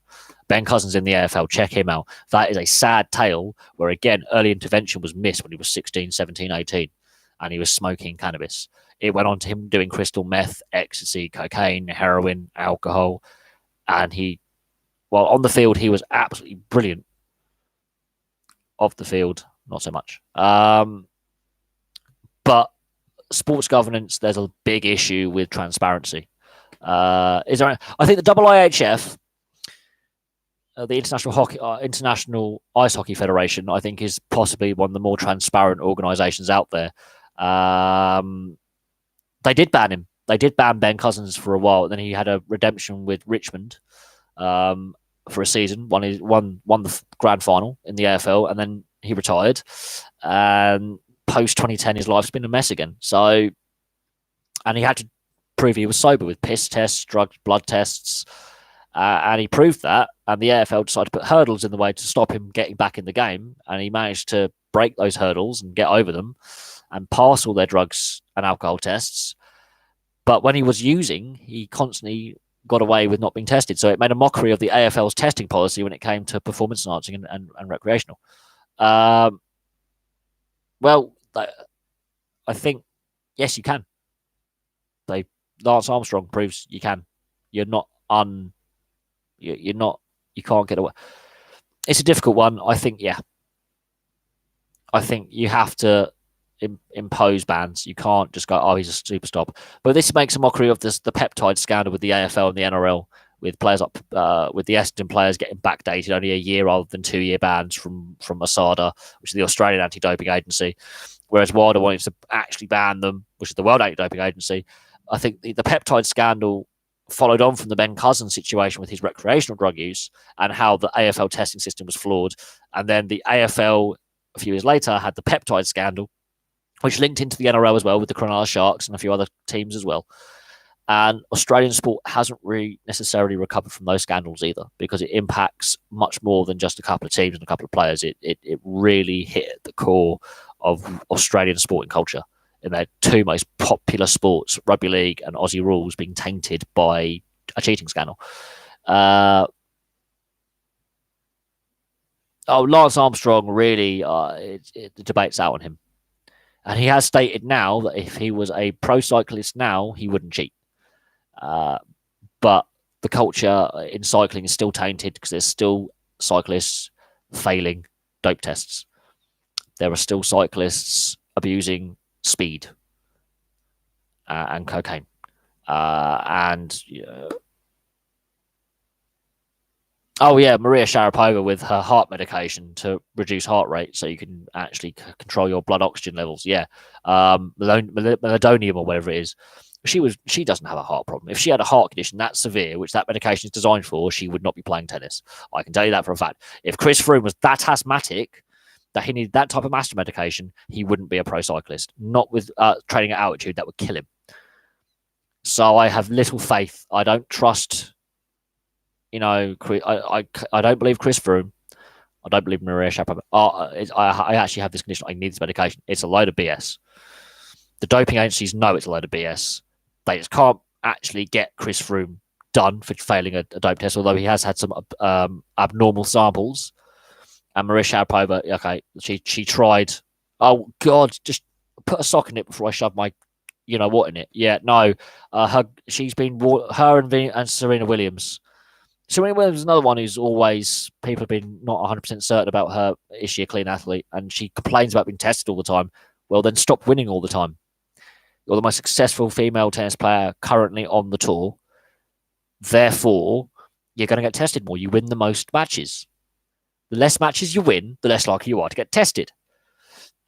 And she complains, and she pulls out the race card. I do not like that. While I abhor racism, the reason why Serena Williams gets tested all the time is she's the most successful female tennis player currently active for titles and wins and win percentage. There's a reason why she gets tested more. She plays more matches. She needs to drop the chip on her shoulder because she's of an ethnic minority or a minority group when it comes to pro tennis. She needs to drop that. Every tennis player who wins a tournament gets tested more. Oh God, yeah, I look about 12. I may be 30. Yeah, no, I shaved it all off. I only shaved it last night before my plumbing completely. Mid shave, my plumbing failed. But yeah, no, clean shaven. Yeah, I look a lot younger. With the beard, I got grey appearing here, and I look a lot older and dishevelled. I rarely go. I shave like once a month, once every 2 months. And when the NHL playoff starts, I'm growing my playoff beard for the entire playoff duration. I don't care if it's May, June time. No, she has complained about racism as well. Because she gets tested. Venus Williams is one of the most successful women's tennis players currently still active as well. Gets tested less because she's winning less, because her form has completely deteriorated. And she does have a health condition which affects her ability to play consistently at the top level. But Venus Williams has never come out, her sister has come out and said, I get tested too much, and complained about it, saying it's sexist or racist. But yeah, she does complain about sexism, but she also complains a lot about racism with the testing. And I think, no, you're tested that much because you win that much. You're getting accused of possibly doping because of your physique. That's not to say you are. If you've got nothing to hide, why worry about the tests? That's my principle of it. If you sign up to be a professional athlete, you have to sign up to be regularly drugs tested. The more successful you are, the more likely you are to get drugs tested. The more scrutiny you're going to be under. So I do not understand why she has to complain. If she's got nothing to hide, why complain? Oh yeah, the Russian team, there were allegations about the Russians doping. Several players had failed drugs tests at some points in their career. Oh God, Meghan Markle, this woke liberal agenda. Let's not get me sold on politics, please. I've having met Prince Harry and seen a lot of his interviews in the past and how he was before he met her to now. Yeah, no, with society as it is, she does all the talking. You can notice that in interviews, she really takes over the interview. Whereas Kate and Will, it's about 50-50. They are a very balanced relationship. That is an unbalanced relationship with her. I can't see him being 100% happy, but he's a very big patron of professional athletes and the Invictus Games. So let's go back on sport. He is a big patron of disability sport. He's a big patron of rugby league. He's a big rugby union fan as well. He's a rugby man. He really loves it. Yeah, he doesn't really do the talking anymore. He's very, very withdrawn in interviews now. He lets her do all the talking. And she's not even that good an actress in Suits anyway. But at the end of the day, like, am I fussed? No. The royal family of con artists, that's a good one. Then again, like, we are a constitutional monarchy. It's how our system of governance is. And yes, they do bring in billions and billions of pounds to the UK economy with tourism. They do. They are big, and the Americans go mad for it. They go mad. The American tourists and the Oriental tourists from like China and Japan and Korea, they go mad for the royal family. It's bizarre. They have no links to the UK when it comes to royalty. They're not part of the Commonwealth, yet they go mad for it. And the Americans had a revolution to get rid of us in charge. Look how that turned out. You've got Donald Trump in charge now. Actually, no, Prince Harry has served in the armed forces and has actually served in combat. Prince William has been an RAF rescue pilot. They actually have done days' work. They have actually gone out where they risked their lives for others. Prince Philip, the Duke of Edinburgh, World War II decorated veteran, got blown up quite a few times. It's something that people do tend to forget is Prince Andrew, for all his scandal in his current life, RAF pilot, served in the Falklands, served under fire, actually had an active military career, was very active in changing how pilots were trained, ironically. Princess Anne does a lot on behalf of Scottish Rugby Union and also competed at the Olympics in equestrian events in the 70s. Will and Harry have both been on active military duty as well, and have risked their lives. Prince William as a rescue pilot with the RAF on the Coast Guard, and Prince Harry as a combat pilot. And Prince Harry has fired his gun in anger as well. He was a chopper gunner, I believe, or chopper pilot with a gunship. So they have. I'm not necessarily a fan of them. I have met Prince Harry, and I've met Princess Anne, and I've met the Queen. I've met quite a few members of the royal family. I'm not necessarily a fan of everything the royal family does. There is a lot of controversy with how it currently works. But anyone who served in the armed forces gets my respect. Prince Edward couldn't even cut it at university either. Prince Edward's a bit thick. But I do his bins. I did his bins today. I do Prince Edward's bins. He's actually quite a polite man, but he's a bit of a duffer, really, when it comes to his actual qualities. But as a person, to meet him, he's very friendly and very polite, and you just have to go, do you say you're yes, sir. No, sir. How do you greet him? Because technically he's a minor prince and he's a duke. Your Grace, that's how you meet. That's how you.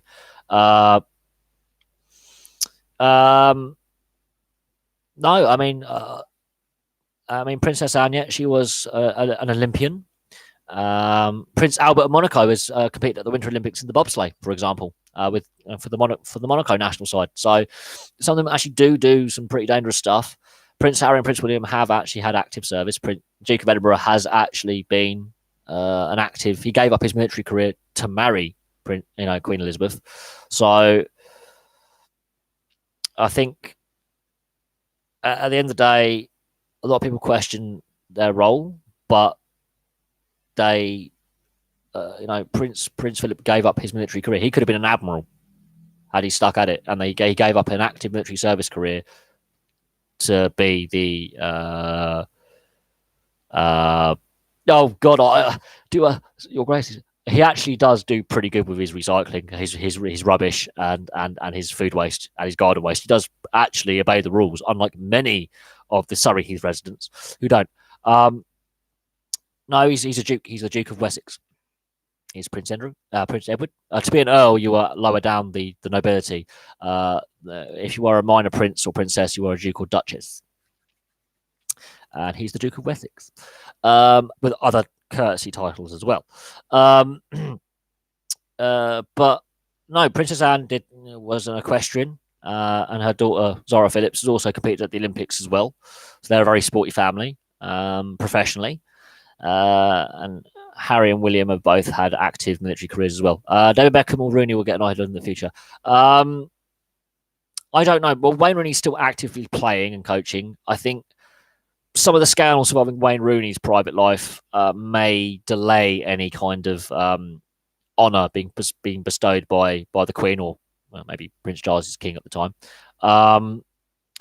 David Beckham has got an MBE. He's already been honoured by the Queen, and then you have to wait a certain amount of time before you can get the next honour up the scale, like an OBE, and then knighthood. You have to wait a certain number of years. You can't get all honours at the same time. You have to wait a certain period of time. But I think no, David Beckham has done a lot for charity. He's done a lot for sport, in the sense that he's still actively involved in football or soccer. He's obviously started up his Miami franchise. He's actively involved in growing the sport overseas in a non-traditional area. Do I like David Beckham? No. Wayne Rooney, likes older women, much older women. Prince Andrew likes a. No, Victoria Beckham is not a very nice person. But it's also the same when I still think when sportsmen are actively still playing, like Andy Murray, he gets a knighthood. I think that is wrong. I think you need to wait till they've retired, because something could come out about their private life. They could do something which taints their reputation, as we found out with some. So I think while they're still actively in their field, I think they should wait till they retire before they get honoured for their accomplishments in said field, because something could obviously happen where it taints their reputation, etc., etc. But at the end of the day, I enjoy watching sport, but some great sportsmen aren't necessarily very nice people. And that's where I have my favourite players and my favourite sports stars, and those that I respect the most.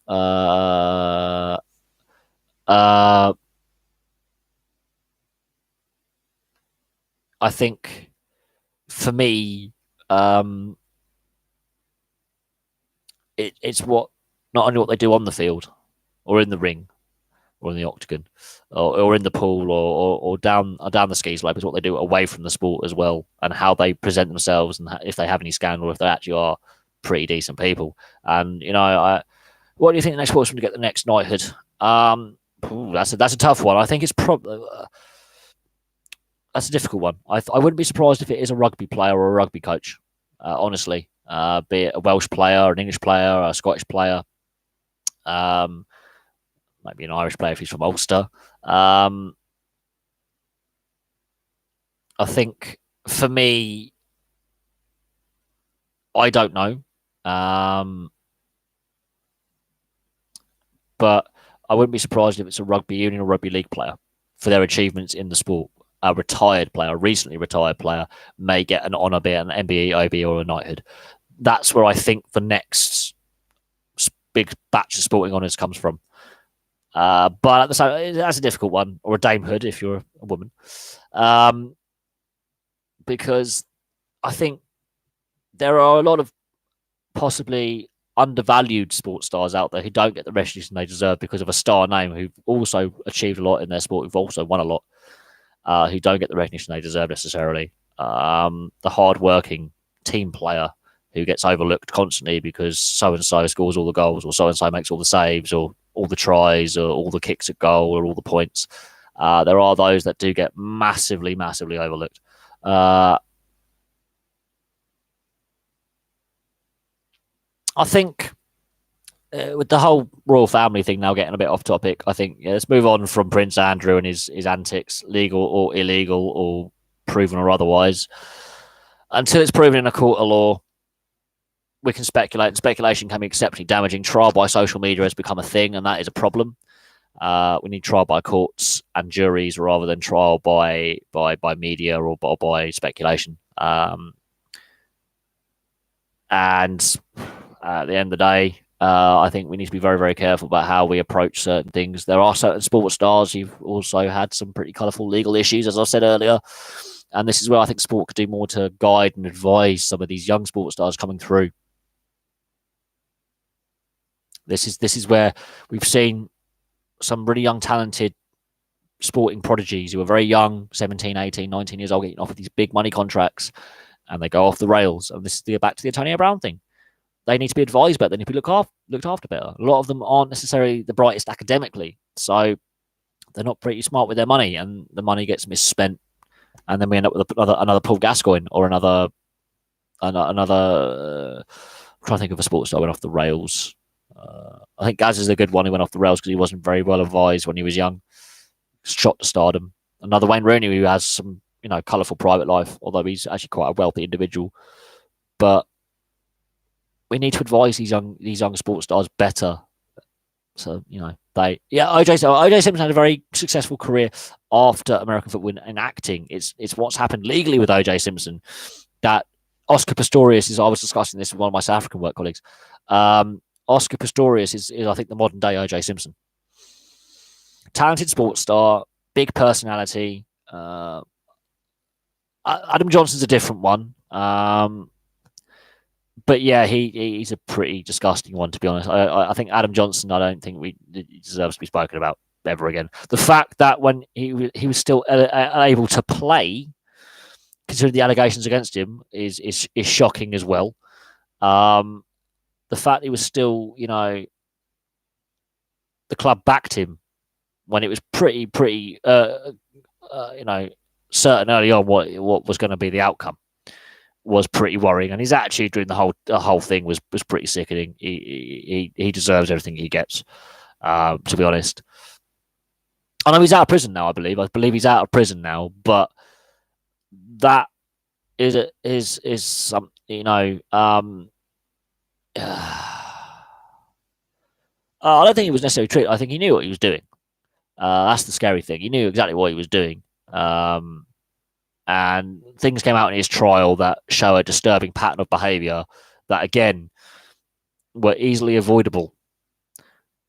But at the same time, that case is now done. But it does taint the reputation of the sport, considering the amount of allegations of abuse in football by coaches and towards young youth players, and the homophobia in the sport, and the sexism in the sport, and the racism, and other allegations where the FA, again, was proven not to be fit for purpose.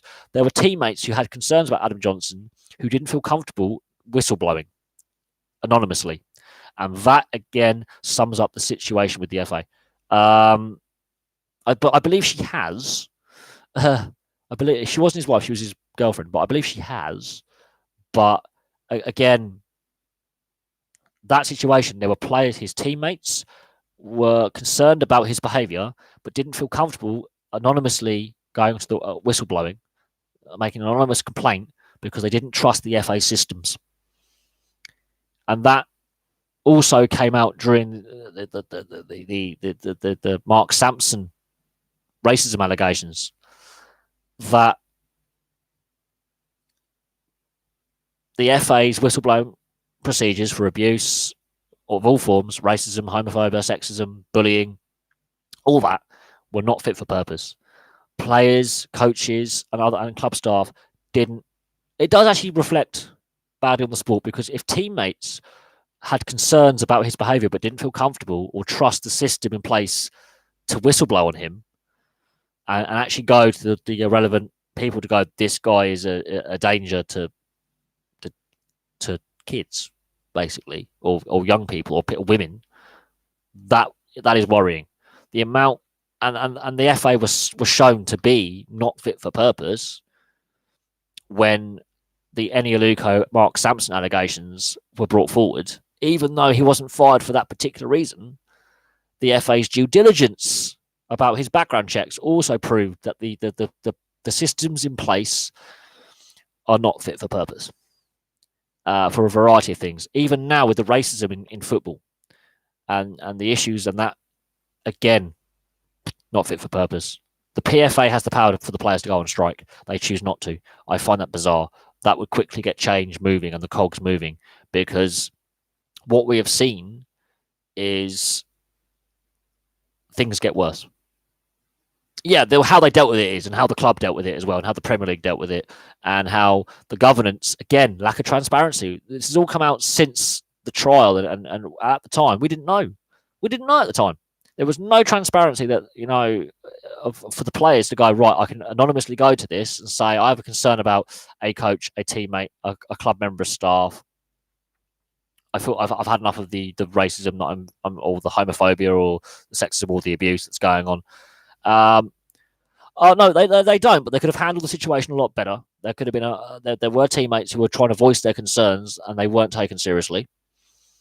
And we found this with the racism scandal with Eni Aluko. We found this when the FA were put before a government inquiry and found to be a government select committee, parliamentary, sorry, and not found to be fit for purpose with their complaints procedure for a variety of things. Workplace complaints. You could put a complaint in for you were asking for a health and safety briefing because there keeps being the same accident at work, and your company not enforce it, and that's not fit for purpose, right? So what we've seen with what's a whole variety of issues is that there's a reason why there is no openly LGBT player, male player, gay player in football. I think there's one or two globally, but there's not many. There's a reason why in the NFL, the NHL, Major League Baseball, the NBA, there are no openly gay players because homophobia is rife. Clearly, it's there's a problem there.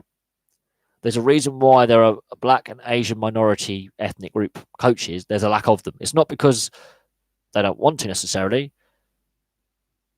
but there's clearly a lack of. There's clearly still issues there. Oh God! But this is where the football fans themselves need to, and the clubs themselves need to look at their fan bases and educate them better, because unfortunately, the Rooney Rule though is a tick box exercise. You need to encourage them through other means rather than just going. You automatically, because they're going to turn them down. There needs to be, if there's a desire from Black and Asian players when they retire to get into coaching, it will come. The issue is the Rooney Rule is a tick box exercise, and it doesn't necessarily help. It actually sometimes hinders. But I mean, yeah, imagine what the fans would make of a openly gay or bisexual player. God, they already get enough homophobic abuse when they're straight, which I find bizarre. But yeah, what we've seen with fans with racism, the Kick It Out campaign and the Rainbow Laces campaign clearly isn't working. And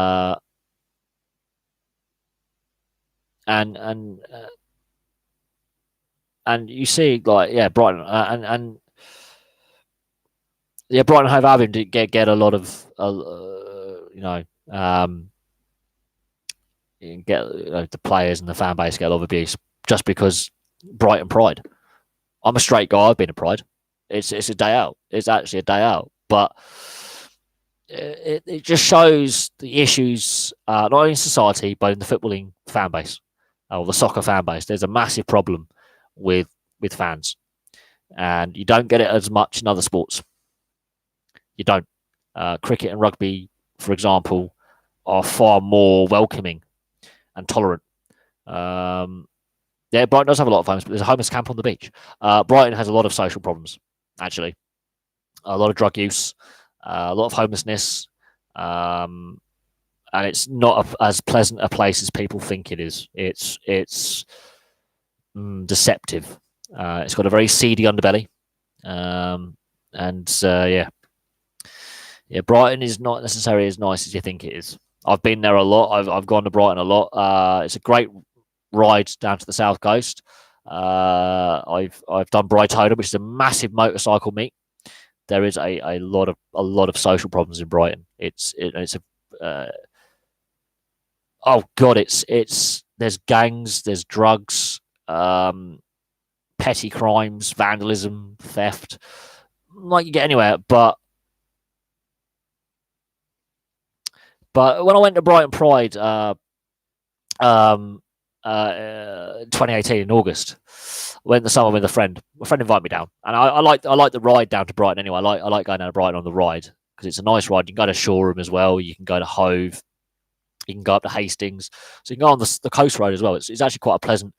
If you're a motorcyclist or a cyclist, a nice ride down through the Surrey, Sussex countryside. You get past the Top Gear studio, for example. There's a lot of things on the way. There's a couple of cafes on the way. Some really interesting things you can see on the way down. You can make a day of it or a weekend of it. By 9 o'clock, they had to get the riot police on standby for crowd control because there were so many people there, and the bars were open at 8:30, 9 o'clock in the morning. Alcohol at sporting events. Oh, we can discuss that at length. The Scottish FA banned alcohol sales at football matches. They're trying to overturn that ban. They're thinking about withdrawing that ban for Scottish League football, which I think is insane. Personally, they can't even deal with sectarianism, let alone 20, 30, 40,000 pissed Scotsmen fighting each other, which they do anyway. Scotland has an issue with alcohol. It's got a stereotype, but it does have an issue with alcoholism and alcohol. Just I would say ban it altogether. Because alcohol and crowd trouble when it comes to football, and sometimes to a certain extent rugby league, is a known thing. It's a known thing. It's a known entity. It's not just a British problem. It's a known thing. And there's a reason why the Scottish FA banned alcohol sales at matches, because crowd disorder was getting out of hand. And the police advised it. It made it easier to control the morons at the Old Firm or the Hibs Hearts derby or Aberdeen Motherwell. It made it easier to control a large crowd of drunk people. It's harder than a large crowd of sober people. It makes it easier to control. But again, it's a cultural thing. Well, West Brom, that's fine. That's a sports question. I think West Brom are a club that should be in the Premier League, but we've still got a long way to go in the season. There's still time to get out of a slump. I'm a Blackburn fan, so I know what it's like to miss out on the playoffs the last couple of years, although we've got promoted out of League One. I know what it's like to be just shy of the playoff cut-off point, and then I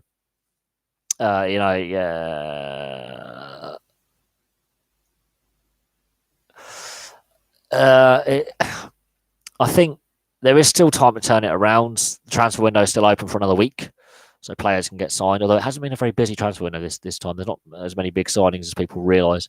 They're not going for as big money. I think West Brom is a club of a size that should be in the Premier League, and I love the West Brom fan base. I don't know what it is about the Baggies fan base, but I've always got on with West Brom fans really, really well. I've been to the Hawthorns. I used to did a contract job not too far from the Hawthorns in the West Midlands. I think it's a brilliant stadium for how it's laid out. I think it's not the biggest stadium, but I think it's a beautiful stadium. And the club has got a lot of history, and I think deserves to be a Premier League club. But whether they can get out the slump and get some form going again, there's still a fair bit of the season left. So it could be very interesting. Looking forward to it, but it is what it is. Is Birmingham a bad place in general? Birmingham, like London, is a big city. There are some nice areas and there's a lot of rough areas. And unfortunately, yes, there is a gang problem in Birmingham, much like there is in London. Birmingham has a reputation as well as being some areas being exceptionally not very nice. But you get that in a lot of big urban areas in the Western world, the divide. There are definitely gay football players who are just afraid to come out. Like Thomas Hitzelsberger came out after he finished playing. He felt more comfortable after he retired. Great player that he was. So, yeah, is what it is. Nottingham Forest, West Brom. No, West Brom were a stable Premier League club for a long period of time. But they used to have that yo-yo tag. But in their history, they are a pretty solid top flight club. Derby County, will they make it this season? They promised much last season and fell out short. That's another thing. Nottingham Forest, with their history, very historical club, fans of the Football League, of course. They fell out the Premier League 22 years ago, so it's not always a bounce back thing. They've dropped down the divisions as well. So you could say, oh yeah, these clubs deserve to be a Premier League club or deserve to be a top flight club or a championship winning team. You could say that, but you've actually got to prove it on the pitch or on the ice rink or on the field or in the ring. You've got to prove that you are a champion. You shouldn't say this guy deserves a winner's medal. You've got to prove it. Tom Daley. Tom Daley's Tom Daley. I think he came, to fame very, very young, and he's had to live his life in the spotlight to a certain extent. Although he's not so much in the spotlight now as what he was when he was a teenager and he was young and his dad was battling cancer. He is an inspirational story for young people, but he hasn't really copped the abuse. He hasn't really had to necessarily face the same stigma that a lot of people have to. But he's a very likable young man. He's a very well-rounded individual. And yeah, losing his dad very, very young, I think, really hit him hard. And I think that's part of it. This Premier League season is the worst we've seen in a long time. I think the VAR hasn't helped. I've done a video about the VAR discussion about how it hasn't necessarily helped the league and how they're cherry picking FA Cup games for it as well. And the quality of the VAR decisions and the bizarre decisions that are coming out. Yeah. I wouldn't say it's the worst season we've ever had.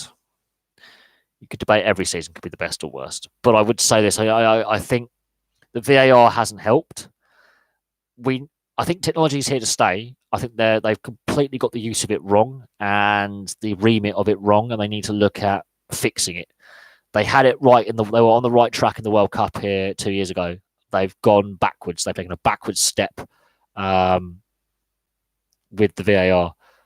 World Cup was a good starting point to grow the use of VAR and get the timing, the length of time, and allowing fans, both in the stadium and at home, what was going on. I think going with a fully mic'd up ref that everyone can hear on the TV and in the stand, like they have in rugby, would go a long way in firstly getting rid of dissent from the game and more respect for the officials and help the fans understand what's going on. They had a good basis. They've taken backward steps. And it's very interesting to note in the Euro 2020 qualifying, no VAR was used. So very interesting. But I think it's here to stay. They need to get it right, though, because it is damaging the game and the integrity of the game, absolutely. And the officiating standard has, in my view, not been of the highest for several seasons now. Not just in England, but across the refereeing board. I think refereeing standards have not been as good as they should be. No, but here's the thing. I think it would actually stop the amount of bad language because players would actually be openly, like, this guy is abusing a referee constantly. He's send him off. I think it would actually stop players abusing the refs as much, knowing that they are publicly mic'd up. I think it would definitely calm them down. Look at rugby league and rugby union. If you swear at a referee, you're given a warning. If you do it again, you're off. Dylan Hartley, as he found out a couple of years ago, calling Wayne Barnes an effing cheat. He got I think a 6-week ban for that and a massive fine. Look at rugby league and rugby union, how the players, even when they're very irate, when the referee speaks and they carry on giving the back chat, you lose ground. You lose further ground. You go 10 yards further back. They carry on again, 10 minutes in the sin bin. Since the referees have been fully marked up, the respect for the referee has gone up in rugby league and rugby union. There's very little dissent towards referees. When they are showing dissent, the whole team gets punished, not just the player. Is there a way to get diving out of football? That's what VAR is there for, isn't it? Unfortunately, I think it's here to stay. And it again is embarrassing for the sport. It gets embarrassing for the sport. I think the simulation or the embellishment, as they would say in North America, or simulation is the European word, or diving is the English, well, the British slang for it, or the term for it. Unfortunately, I think it's here to stay. It's embarrassing. It is. That's another reason why I don't enjoy football as much. The art of the tackle's gone out of going out the sport as well, because players pretend they're hurt all the time, and coaches demand their players get protection. Well, if players knew how to tackle properly, which they don't, and if players didn't dive as much and embarrass themselves, we'd still have a decent tackle in the game. We'd still have a Roy Keane or a Robbie Savage, box midfielder, putting in tackles day in, day out. And yeah, they would give away a fair few free kicks, but there would still be that grit and spice in midfield. Now, slide tackling's gone out of the game. I think the game has gone too safety conscious in that respect. And the diving, yeah, you can't even just get even close, because you know the player's going to throw himself. So players are more reluctant, to tackle, because they know if they get even within like a hair, within touching distance, the player's going to dive. It is embarrassing. It doesn't do anything with the image of the sport. It's made it hard to sell the sport in North America, because they like the contact sports. They don't tolerate that kind of embarrassing cheating. That's why I think it took so long for the MLS to grow as a sport. The women's game, however, there's less diving. It's more physical. If you watch the women's football, a lot of people slag it off and say it's crap and it's not where they tackle. They show the men how to tackle, because they go in proper hard. They don't hold back in women's football. What's my best sport? What's the best sport? For me, international sport is rugby union. My favourite sport is ice hockey, and my favourite league is the NHL. But my favourite sport for club sport is rugby league. I'm torn for club sport between the NHL and the NRL. So ice hockey and rugby league. And international sport is rugby union. That's my favourites. And changed my mind. Although rugby union, I'm wavering a little bit with international, because I still like international football to a point. But changed my mind. Debate me. I think for me that's and then you could follow that with in motorsport terms, motocross, superbikes, and rallying of any kind of rallying. I think is the difference. First, you got the numbers of players on the field, the number of changes, the ruck, the tackle area. There is no maul in rugby league. You got 2 less players on the pitch. You have the interchange bench, whereas rugby union it's a set bench. The tackle area is different. The ruck is classed as different. There's a play the ball rather than the scrum half having to fish the ball out. The scrums are different. Well, they are technically still contested in rugby league. They very rarely are. 6 tackle rule, whereas in union you can have as many phases as you want. It's up to the defence to work you out. There's a lot of differences. I've got to do a video on the differences. But primarily it's 13 aside in league, 15 aside in union is the first major real big difference. But the basic principles is you've got to pass the ball backwards. You've got to be behind the kicker when the guy kicks the ball to then get involved in play. Offside in defence, last foot, exactly the same. The referee will set 10 metres. You've got to retreat 10 metres in league, though, from the tackle to the next defensive phase. But there's an offside line. Forward passes result in a scrum to the other team. Knock-ons result in a scrum to the other team. The basics are the same, but they are for me, they are two different sports, really. Now they've evolved so completely differently. But I prefer rugby league for club level, rugby union for international level. But my favourite sport is still ice hockey and the NHL. It's my favourite league by a mile. Although I do like Major League Rugby club level. That is good fun to watch. I do like watching Major League Rugby. It is fun to watch. It's a growing league. Yes, it's rugby union, but it is fun to watch, and how they've put the league together, how they've recruited the players. The kits are amazing. The difference in colours, you've got all weather pitches, grass pitches. There's a real mismatch of playing conditions, and there are teams in Utah and Colorado at altitude. There's teams in Texas. There's teams on the West Coast, East Coast. It's a great little league to watch. It's growing well, and I do like watching that. You could argue there are too many sponsors, but there's less money in both league and union. They need the sponsorship to survive. Football has all the money. So yeah, you could argue there's too many sponsors on European sports kits compared to North American, but they need the money. They do need the money. A lot of these leagues, especially rugby league and rugby union and European ice hockey, doesn't have a lot of money in it. In some leagues, they do need as many sponsors as possible. It is a shame, but it's finances. They need to make money. They need to make money to pay the players, and they need to be able to at least turn a profit, so they can pay the players and sign better players and give the players a decent pay.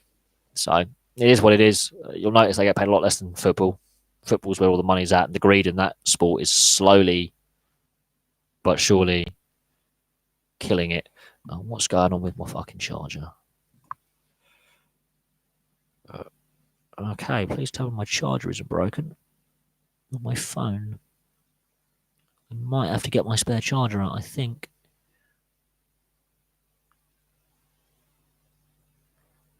Oh, my charger may... There we go. Aha.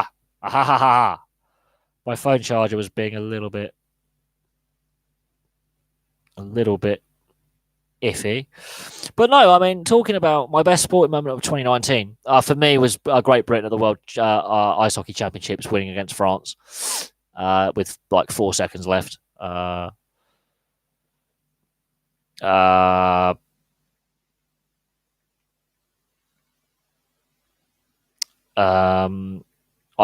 me, it was Great Britain. Firstly, scoring their first goal at the World Championships for 25 years, and then that win against France with seconds left. That was my favourite, because I never thought in my lifetime I would see Great Britain play at the top table in international ice hockey ever. And for me, yeah, the Cricket World Cup final, I think, because it was free to air and that Super Over, we can debate whether we need a Super Over or not, and how they should decide a very tied game. I think. Oh, okay. Sports fans, rugby league fans are a pretty passionate bunch. Ice hockey fans are a pretty loud, passionate bunch. They are pretty crazy, and I think. I think passionate football. I think the fans are more passionate in football than some of the players. But you got to see on a rugby pitch or an ice hockey rink that the energy those players put in, and they play hurt. When I say they play hurt, they play with broken bones. I think, who was it who played with Cooper Cronk playing with a broken shoulder blade, snapped in half, shattered his shoulder blade in the semi-final, went to play in the grand final, wins the grand final with a shoulder blade that is cleaved in two, pretty much. It was held together with pins. Cooper Cronk winning in his last game, winning back 3 grand finals in a row. That was even though it was against the Canberra Raiders and six more tackles. If you're a rugby league fan, you understand. I'm a Raiders fan. It's pissed me right off. But Cooper Cronk, I couldn't begrudge a player winning, the first player ever to win 3 grand finals in a row with 2 different clubs. I couldn't deny him that. I have to admit. I think the two European finals, both Europa and Champions League, were absolutely shocking. But the right teams won. The better teams won, but they were absolutely poor. They were appallingly poor. Not gonna lie, I will agree with that. I fell asleep on the Europa League final. I fell asleep. Actually, I think I fell asleep with both finals. I was really disappointed with both European finals, but also the controversy around the ticket pricing and where the games were held and the distance of travel. Euro 2020 is going to have the same controversy because it's played all across Europe. I can see there being some controversy there. But anyway, I'm going to have to let that end the stream there because I've got to get my dinner on, and then I've got to sort out my flat for my mates coming over. So I'm going to leave that there. Thank you very much for all the questions. My favourite moment was Great Britain playing at the World Championships and winning that game against France and scoring that first goal against Germany. When we scored against Canada, I went bananas. I burst into tears, actually. Cricket World Cup final was up there, but Cooper Cronk winning his 3rd grand final in a row with 2 different teams in the NRL is something that I don't think will ever be repeated by any other player. Possibly the best rugby league player of all time, in my opinion. My favourite player of all time as well. But for now, thank you very much for watching. I really appreciate all the conversation we've had. We've had some really, really interesting conversations and interesting questions. We've discussed some really important topics, a lot of player welfare issues as well. They regularly keep coming up. And Antonio Brown, what the hell is going to happen with him next? I'll have to look at Antonio Brown and some of his antics. I'm going to have to do a lot of research on Antonio Brown and what the NFL could have done early intervention, because I think we've gone past the point of no return. I think his team or his teams that he's played for have failed him. He's been badly advised, and the NFL is looking pretty amateur when it comes to player welfare and making sure that if a player is having issues, they give positive help rather than negative help. Thank you very, very much. I'll have some more videos for you soon.